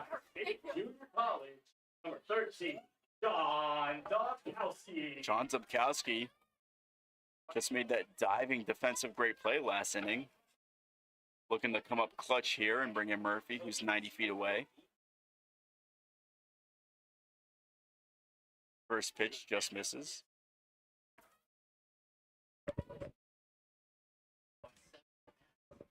Just got word Matt Murphy has reached base his last 7 at-bats. We knew he was kind of on a hot streak coming into today. He is certainly continuing that. That 1-0 pitch is called a strike. I thought it looked a little low and outside, so excuse my fluctuation of voice. 1-1 count now to Dubkowski. Pitch. That one misses outside, ball 2.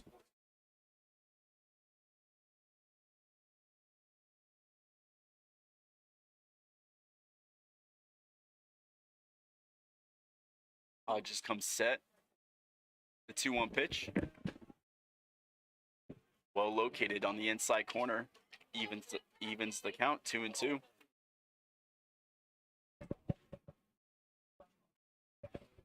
That's a pitch where if you're Dubkowski, I think you got to turn that loose here, especially with 2 strikes now.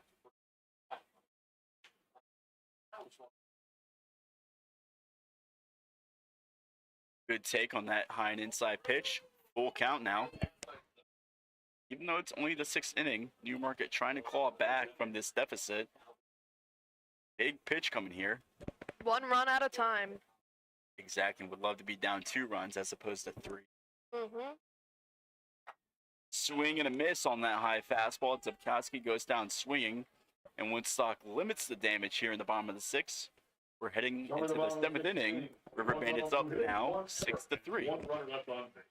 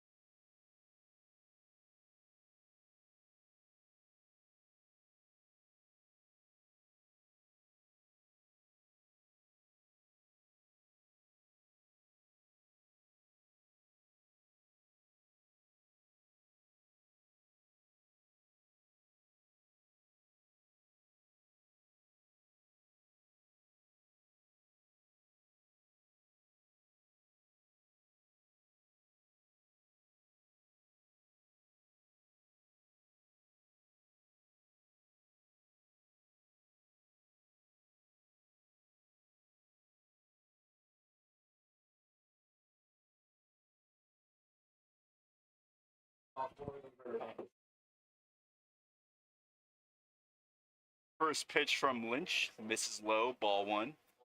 Andrew Lynch back out to work for the Rebels on the mound. Greeting him will be Hunter Miller.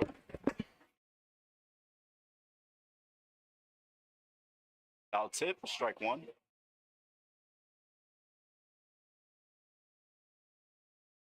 Lynch had a rough start to the summer, stat-wise. But Shepard has stuck with him. He's been coming in, pitching key innings late in games, and bringing that ERA down lower and lower each time out. That one misses outside, ball two.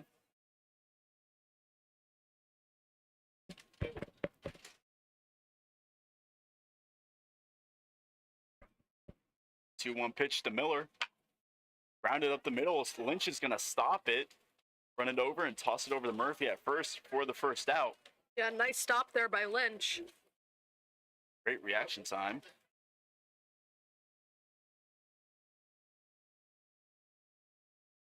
That will bring up Austin Ford, River Bandits' third baseman. Now up to bat. Third baseman, number 14. Austin Ford.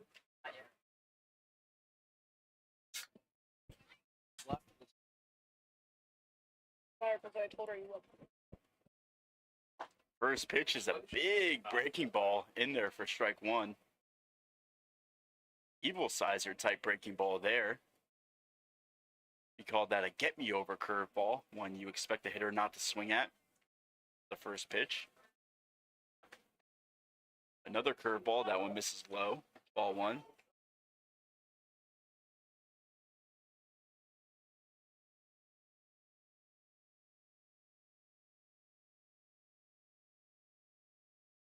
One count now to Ford. Another breaking ball that lands in there without a strike. Ford now down 1-2 in the count. We'll see if Lynch goes back to the curveball for a fourth time. Pitch is that curveball again, but that one misses high. Evens the count 2-2. Ford 0 for 2 so far today with a walk and a reach on air, his last plate appearance. 2-2 pitch, fouled back. Ford stays alive.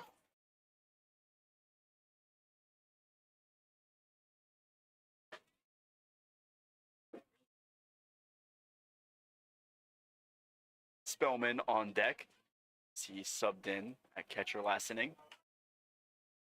That pitch fouled off once again. Ford is going to keep battling.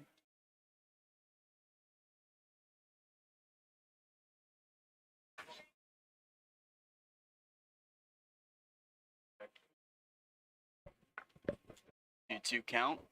Just trying to put that one fouled back. Third straight spoiled foul ball. Lynch continuing to try to put away Miller here. Or sorry, Ford.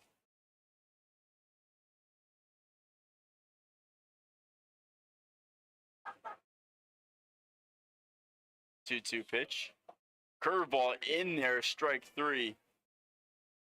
Gets Ford looking. That'll be a backwards K and out number 2 for Andrew Lynch.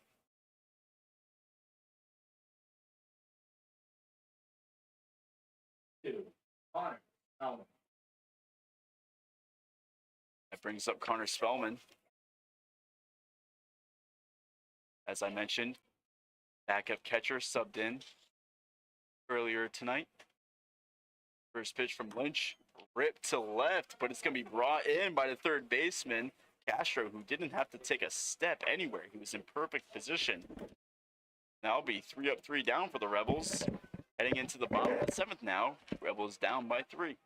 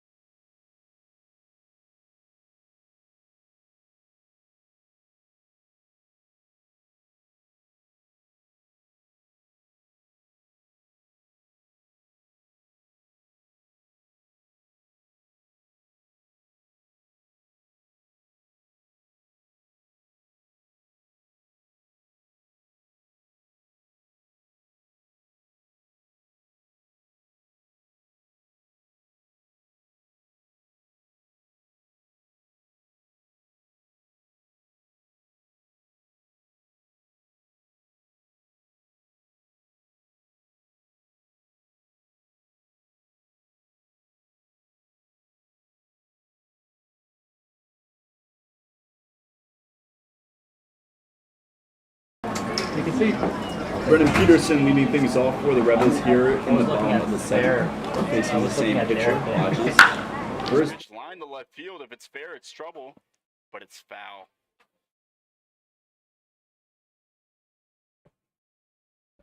Peterson 0 for 2 so far today, trying to come alive and start a rally for the Rebels here.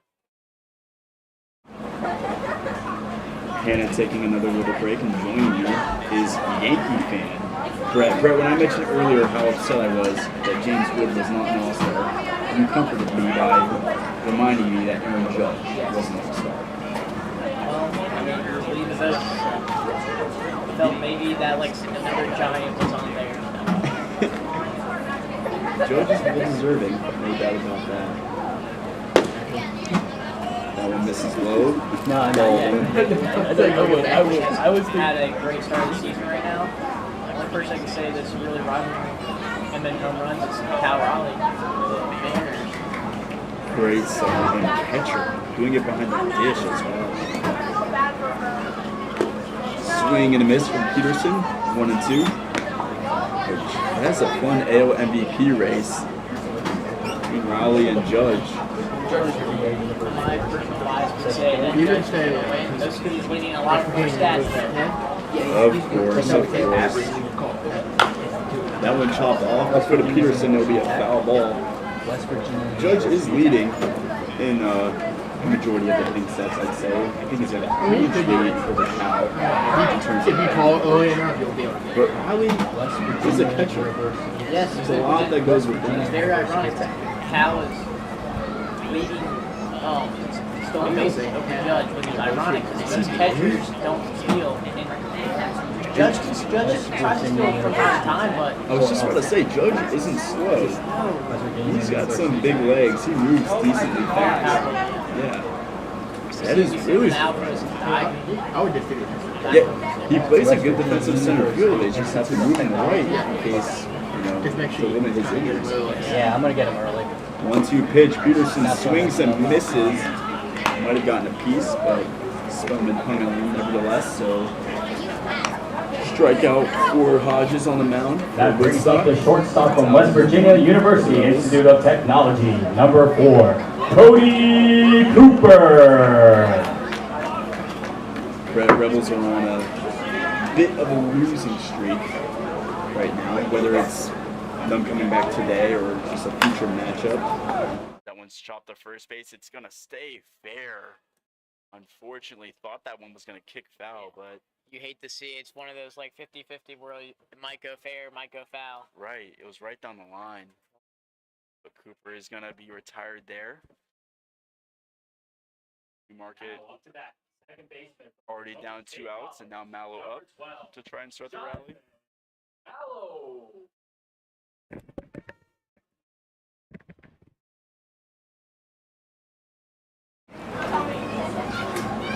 Mallow up now. First pitch misses inside, got by the catcher as well. Ball 1.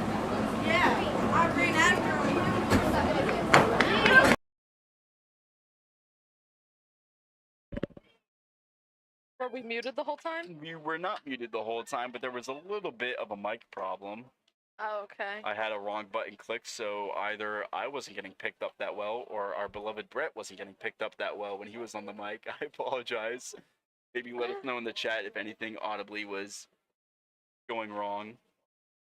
Maybe we got lucky and nothing was going wrong. Maybe the chat got lucky and didn't have to hear Brett. Well, if you didn't hear Brett, we were talking some Major League talk. He's a Yankee fan. Talking about Judge and the American League MVP race. It's very exciting. Brett's also a big football fan. We're all beloved Duke JMU fans. Mallow lines that one to left field. Going to be foul, unfortunately. Second line drive that just misses the fair play territory. Inning. But yeah, a lot of JMU fans up here. There is some Sunbelt news going on, so our ears are close to the grindstone tonight. David said he thought he developed superhuman hearing because he could hear the people at the park but not the commentating. That makes a lot of sense. Thank you for clearing that up, David. I did have the audio input capture button on, so our cameras were probably picking up a little bit of audio in the park. 1-2 Oh, pitch. Brett. Swing and missing. Jonathan Mallow's going to go down swinging. Hodges strikes out. Mallow gets the Rebels going 3 up, 3 down. They put up another 0 on the mound, and we are now headed to the top of the 8th. The score is still 6-3. And the winner will take out 1.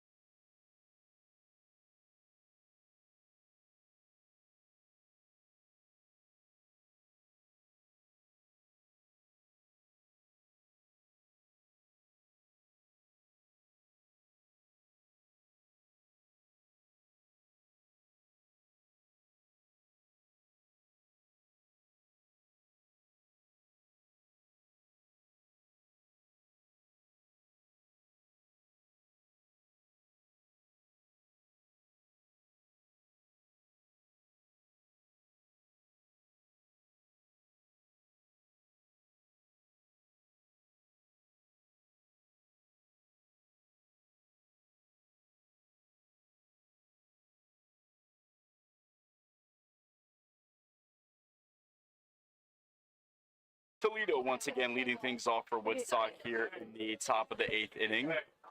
First pitch, Toledo attempts to lay down a bunt, but pulls it back, ball 1. Replacing Andrew Lynch on the mound for the Rebels is Blaine Waltemeyer, left fielder for the Rebels, showing off his two-way ability and coming on the pitch. Swing and a miss, strike 1. Replacing Blaine Waltemeyer in left field is Matt Murphy, I believe. And replacing Matt Murphy at first base is Castro. And replacing Castro at third base is Jack Johnson, I believe. That's Yes, either Johnson looks or like it. Hobson. Quite frankly, don't know the difference. So, 1 and 2 now It on Christian is- Toledo. It is number 8, I believe, so that is Johnson. Awesome. So a 1-2 count now on Christian Toledo. Next pitch from Blaine Waltemeyer, and that is sent back to the wall. And that's caught at the wall by whoever's in center field. Logan Kelly, potentially. I believe Logan Kelly is still in center field. Sorry, I did have to step away to fix some defensive substitutions there. Long F8 for out number 1. Hard piece of hitting there by Toledo. Here's Jordan Evans stepping up to the plate. We're in the top of the 8th now.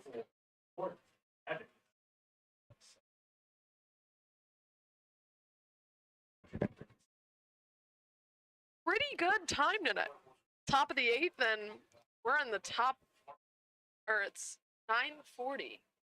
So first pitch inside on Jordan Evans.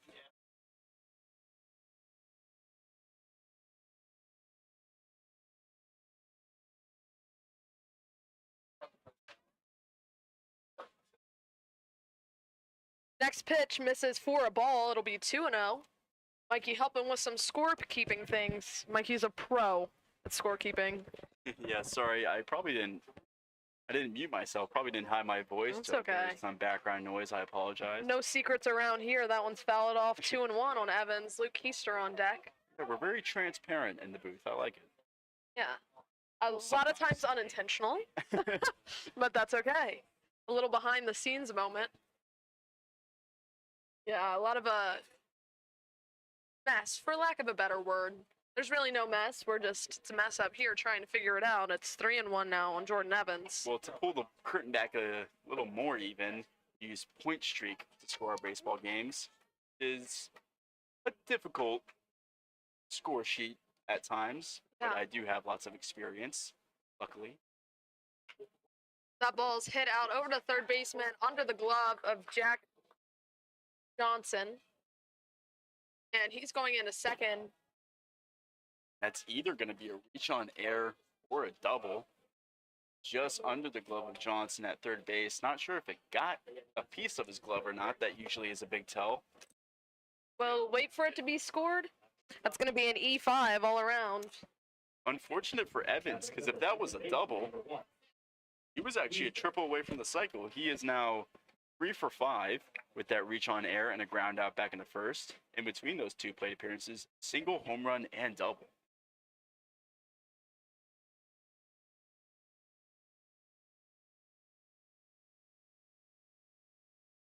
Getting everything figured out now. Switching all these positions. That one's popped in the air. John Dobkowski. Fence. Or at the netting, I guess. Unfortunately, out of view for our broadcast, but take our word for it when I say John Dobkowski just made another great play tonight. Up against the netting, no gimme of an out there, but he got the second out for Blaine Waltemeyer. Off the bat, number 12, William Pippin. I don't mean to excite anybody, but Blaine Waltemeyer, one of our most productive pitchers. Fact. I don't think he's normally a two-way player. I can't lie. At school? Penn State Harrisburg? Yeah. I don't think he is in general. Last year, he just came in when nobody else was available to pitch. So, but he low-key has a knack for it. So. I would say it's a similar story this summer. Pitching staff, it's not that they don't have anybody to pitch, but they're a little low on arms, I would say. You know any pitchers who want to pitch for the Newmarket Rebels, let us know. Well, if anyone knows anything about summer collegiate baseball, they know how hard it is to get pitchers to play. Colleges have them on innings Pitch limits, counts, pitch yeah. counts. With injuries being how common they are these days to pitchers, very careful. Ball gets away from the catcher. Wild pitch. Advances Jordan Evans. 2-1 on Tippett.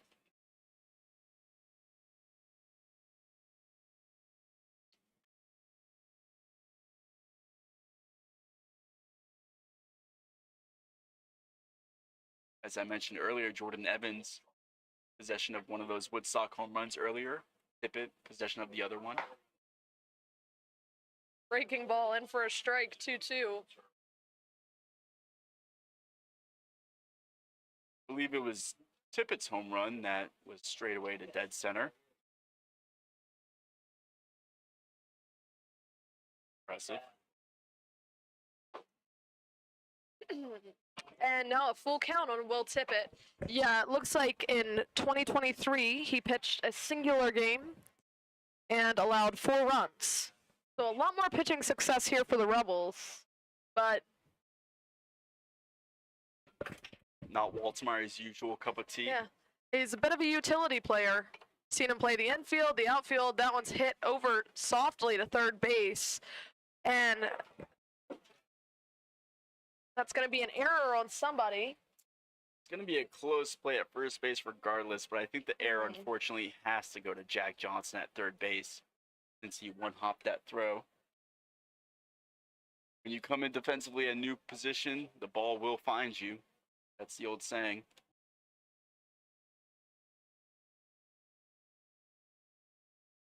So River Bandits now with a 7-3 lead. And that will go as an unearned run as the runner on base reach on air, but And that one goes right out to second base. Going to be a 4-6 for out number 3. 1 run, no hits, 2 errors, 1 runner left on base here in the top of the 8th. Going to the bottom. Woodstock with a 7-3 lead.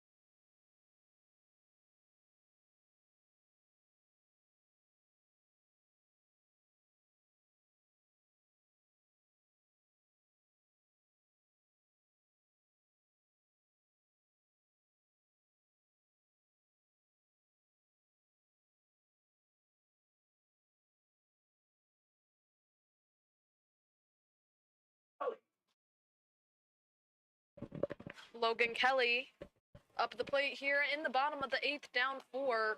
First pitch fouled off to the right. Mike Dobkowski, John DeCastro. Ideally up to bat.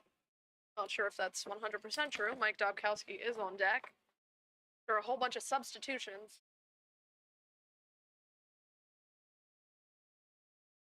A 1. High. 1-1. Still Jordan Hodges out there for the River Bandits. mentioned earlier that Hodges this summer was having a lot of 3-inning appearances, 5-inning appearances, why he has so many innings pitched, so good bulk relief here for Woodstock. That ball's hit over to the pitcher. Hodges blue glove, 1-3. Kind of like that glove.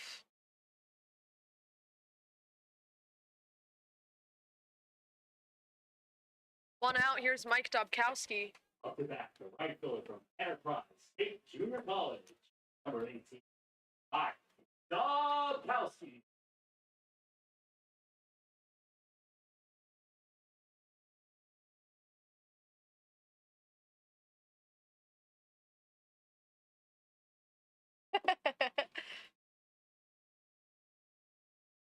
Like we got a picture taken. I didn't see that. What are you talking about? Greg. 1-0 fouled off, 1-1. Greg's making excuses. It's a new camera, some new technology. So we'll have to get our rapport right.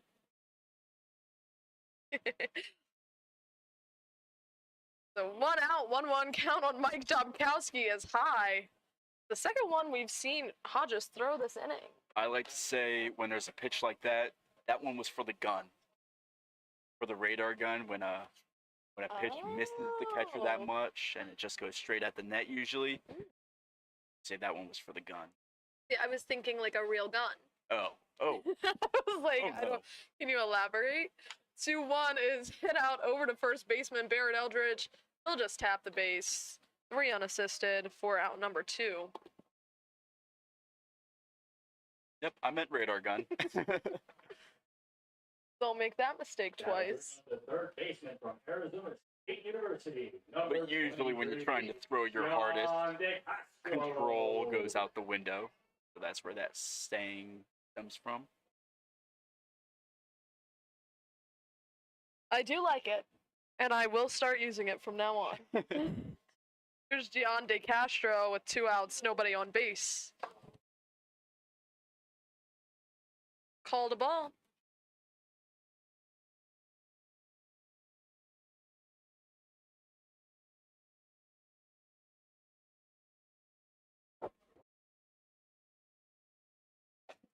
One-0 pitch. High.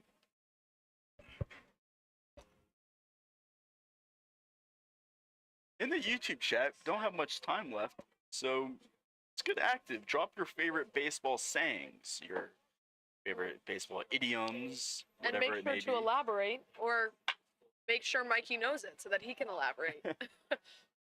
6-3 put out. Quick 1-2-3 inning for Jordan Hodges. All zeros. We'll go into the top of the ninth. Woodstock leads 7-3.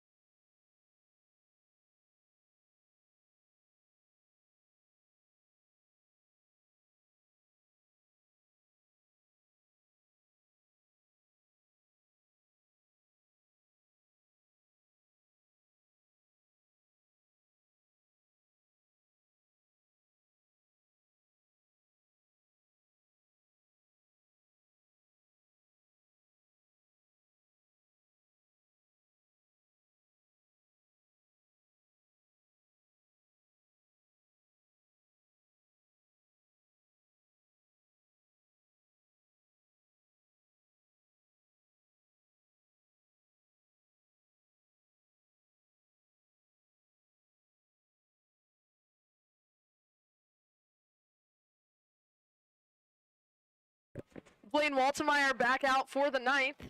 And we have a comment. David saying, going yard or dropping the yard card. Hey, David. David, I don't know who you are, but it sounds like you listen in on all of our conversations on and off air. And I don't trust you for it. Yard card. The yard card, I know. That's why I got so excited, really. First pitch laced out in the center, drops for a hard base hit, and that's out to the wall. And that's a lot of speed over here by Barrett Eldridge. That'll just be a double for him, his second double of the night. Ever since I compared him to Giants top prospect Bryce Eldridge, he has had a heck of a day. Oh, you were comparing each other? Well, I was comparing their last names, Oh, okay. just because they're the same. I missed it, so I thought that they were simply. Oh, no. This whole time I thought that they were It's when I brought up that I Oh. played Oh, against don't Bryce worry. Eldridge I in high know. school. I just thought I missed half the comment, so I thought it was Gotcha. I played against Bryce Eldridge, who is Barrett's brother. Oh. That's just the association I thought I made. Well, actually, he might be. I don't know. I have not been a good broadcaster, and I've not done my research in that regard. Me neither. Shows bunt. Pretty successful bunt. Waltemeyer has a hold of it. Throw is pretty decent, but that'll be a single for Hunter Miller. To be honest, I hate the I hate to be a hater and question strategy, but when you're up 7-3 in the top of the ninth inning, confused on why you would bunt in that situation. But maybe that's just me. Bring up third base. 14. Oscar 4. Fortunately, I never think about things that hard. I would also bunt, I guess. Runner goes, swing and a miss. And you know what? After that stolen base, are you also going to say, why would you steal a base up 7-3? I just need... You know, I would, but you just said it for me, and you said it very well. Oh, okay. Then I'm going to say it's because of this relentless beef between the River Bandits and Rebels. Yeah, And that one's hit right back to Waltemeyer under his legs. And a run's going to score on that. Greg? It's going to be an E1 that'll score Barrett Eldridge. And Hunter Miller's going to hold up. Yeah, I saw somebody, I just have to shout you guys out, in the comment section of the River Bandits page saying that law enforcement was going to be needed at the game tonight. So that gave me a little chuckle. Lots of ejections as of late. And otherwise, this is Spellman up at the plate now, with runners on first and second. Yeah, it's been intense. Quite the little rivalry. It's a 1-0 count, by the way, on Spellman. 2 balls, no strikes. River Bandits with an 8-3 lead now. That last matchup you're referring to was at Woodstock. John Dubkowski got ejected. One runner stealing, that ball's fouled off. Was surprised to not see the double steal applied off the top of the dugout for Woodstock. Guess. Well, I think these stolen bases in this inning are just impromptu decisions in the moment. So, not sure if you're going to get much coordination between the two runners. We've seen this kind of in summer league games. You'll see players take advantage of situations like this to up their stats. Yeah. That kind of thing. Maybe just practice getting their jumps in, stealing bases. That pitch outside, it'll be 3 balls, 1 strike now. Still no outs. Christian Toledo on deck. Baltimore looking for a ground ball here with nobody out. Shows bunt, pulls it back. That'll be ball 4. So bases loaded for Christian Toledo. Second time he'll come up with bases loaded tonight. Never go full Kenny Powers. Mikey, can you translate that for me? Never go full Kenny Powers? Yeah. Oh no. I get the reference, but I don't know what you're referring to, unfortunately. David, you're going to have to elaborate while we have this pitching conversation.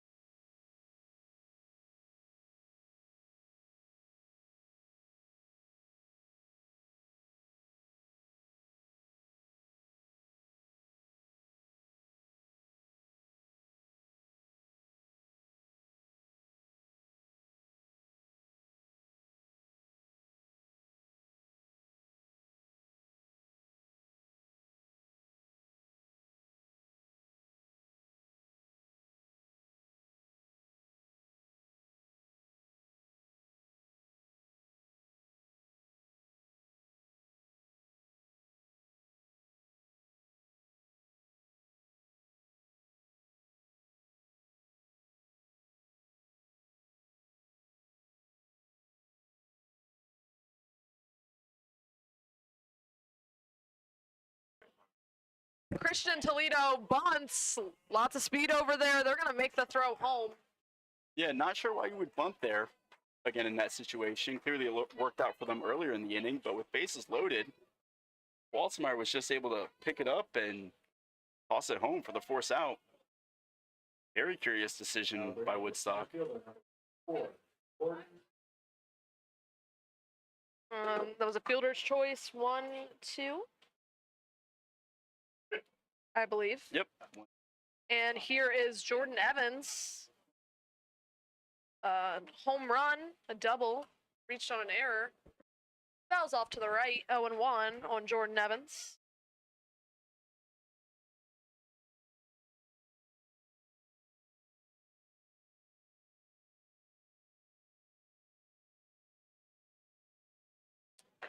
Next pitch in the dirt. It'll be 1-1.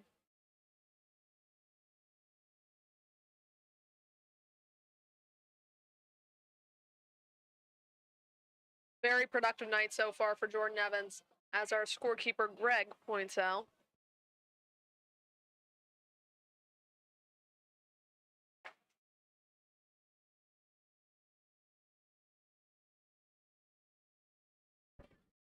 Called strike, 1-2. If you're Waltmar, you go right back to that pitch, low and outside breaking ball. Try to get a strikeout or a ground ball. 1-2 pitch in the dirt. 2-2. I mentioned that earlier. It takes a lot of courage to throw a breaking ball in the dirt with a runner on third base. So great work by John Dubkowski defensively to keep that one in front.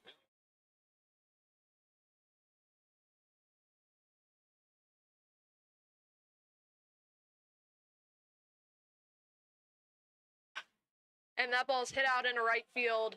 Drops down in fair territory, rolling into the corner. That's going to be bases clearing with Toledo's speed. It's actually just going to be a triple, a bases clearing triple. That's the cycle for him, Hannah. He needed What? the triple for the cycle.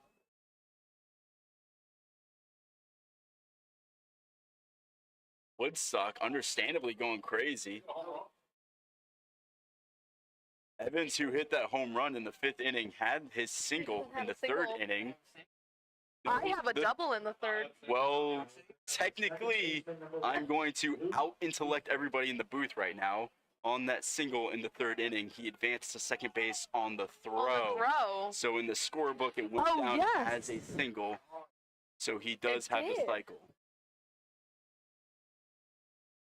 Oh, yeah. That makes so much sense. You're welcome, Jordan Evans. I just Justice for saved you, the cycle Jordan. for you.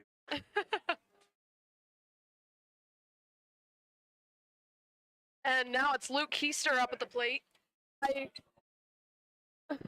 I must say, but the first cycle I ever saw was actually a natural cycle. That ball's popped in the air. And foul. The first cycle I ever saw in the Valley League was against Woodstock. It was a Woodstock player, forget his name, but he had a natural cycle, which is a single, double, triple home run in that order. Oh. And it was super sick. But I haven't chronological seen a cycle in a while. Yeah, there have like very few natural cycles have been hit in the MLB ever. And Luke Keister goes down swinging for out number 3. Out number 2.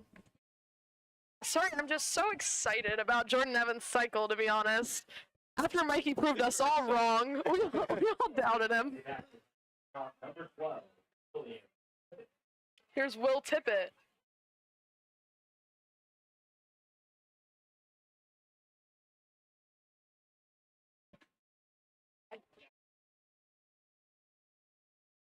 And a called strike on Will Tippett.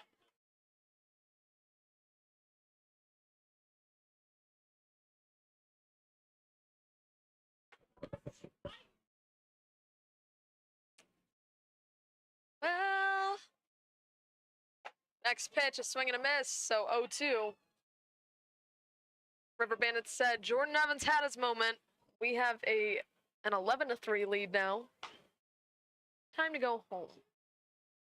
Yeah, let Jordan Evans walk away with that player of the game. Fortunately for the Rebels, I think their losing streak is going to continue. Somebody get that man mic'd up. Curious. Jordan Evans? Yeah. Sure. Not our job, though. As he Not belongs our to job, but Woodstock. River Bandits, listen up. Yeah, River Bandits, listen up. You got a good one. A good night. If you guys are listening right now, just know Jordan Evans with the cycle. I'm gonna say it Make for sure to get him on video. I'm gonna say it for a third time today. Coming into the game today, Jordan Evans had a 400 batting average. The ball's hit out into left field. And it's caught out there. For out number 3. 11-3 lead going into the bottom of the ninth. We'll see you soon.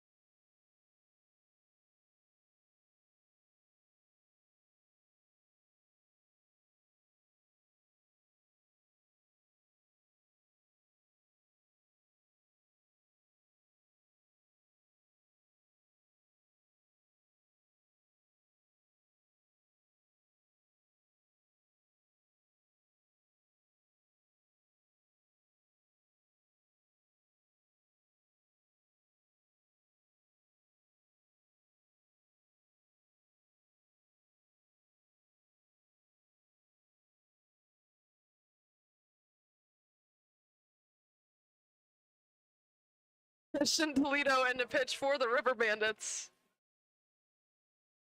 I've got a question for us, Hannah. The Rebels just did it. So what is the term when a team gets rid of their DH? Killing the DH. It is. How do you know that? When a team switches around substitutions that involve the designated hitter and they have to, quote unquote, get rid of the DH, the They term is kill it. kill. First pitch, a ball. Matt Murphy.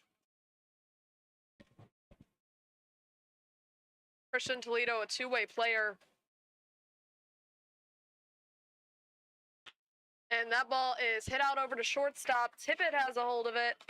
6-3 put out, or a quick out. Blaine Waltemeyer stepping up to the plate. On the mound is the 9-hitter for the River Bandits, Christian Toledo. So they're doing a little two-way playing themselves. Just like how the Rebels had Waltemeyer come in the pitch while he was already in the lineup. River Bandits saving an arm and doing the same thing with their position player. Toledo's pitched 5 innings in 4 games, allowing 2 hits, 1 run, which was earned, and 7 strikeouts. The first pitch to Waltemeyer's a ball. So they're not just mocking us by putting a position player on the mound no. who hasn't pitched before. No, has a 1.8 ERA. Gotcha. And that ball's hit maybe off the leg of Toledo, but Will Tippett has a hold of it. Another 6-3 for out number 2.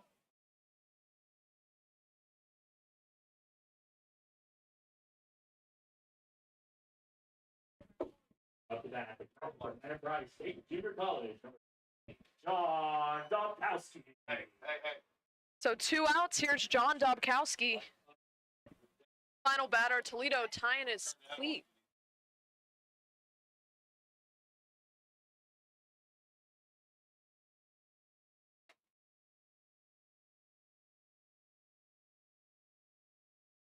So 2 outs here in the bottom of the ninth. Woodstock with an 11-3 lead. Swing and a miss. 0-1 on John Dobkowski.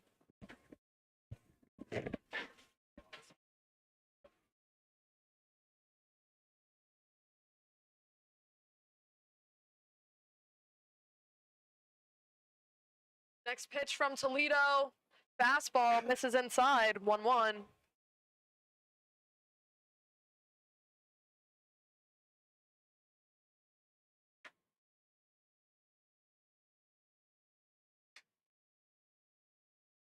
One pitch from Toledo.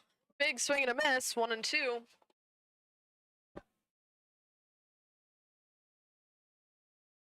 Game close to over here.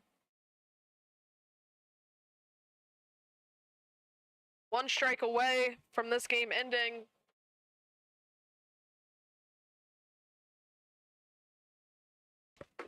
And that pitch is inside. A call strike 3 sends John Dobkowski down. Quick 1-2-3 inning for Christian Toledo, and this game's over. Woodstock wins 11-3. 11 runs, 10 hits, 3 errors. Newmarket got 3 runs on 5 hits and 5 errors. Any final comments, Mikey? Tough losing streak to continue for the Rebels, but we're on the road tomorrow at Strasburg. 1 game is all it takes to break that losing streak. Absolutely. Good night from Rebel Park, y'all. Woodstock wins 11-3.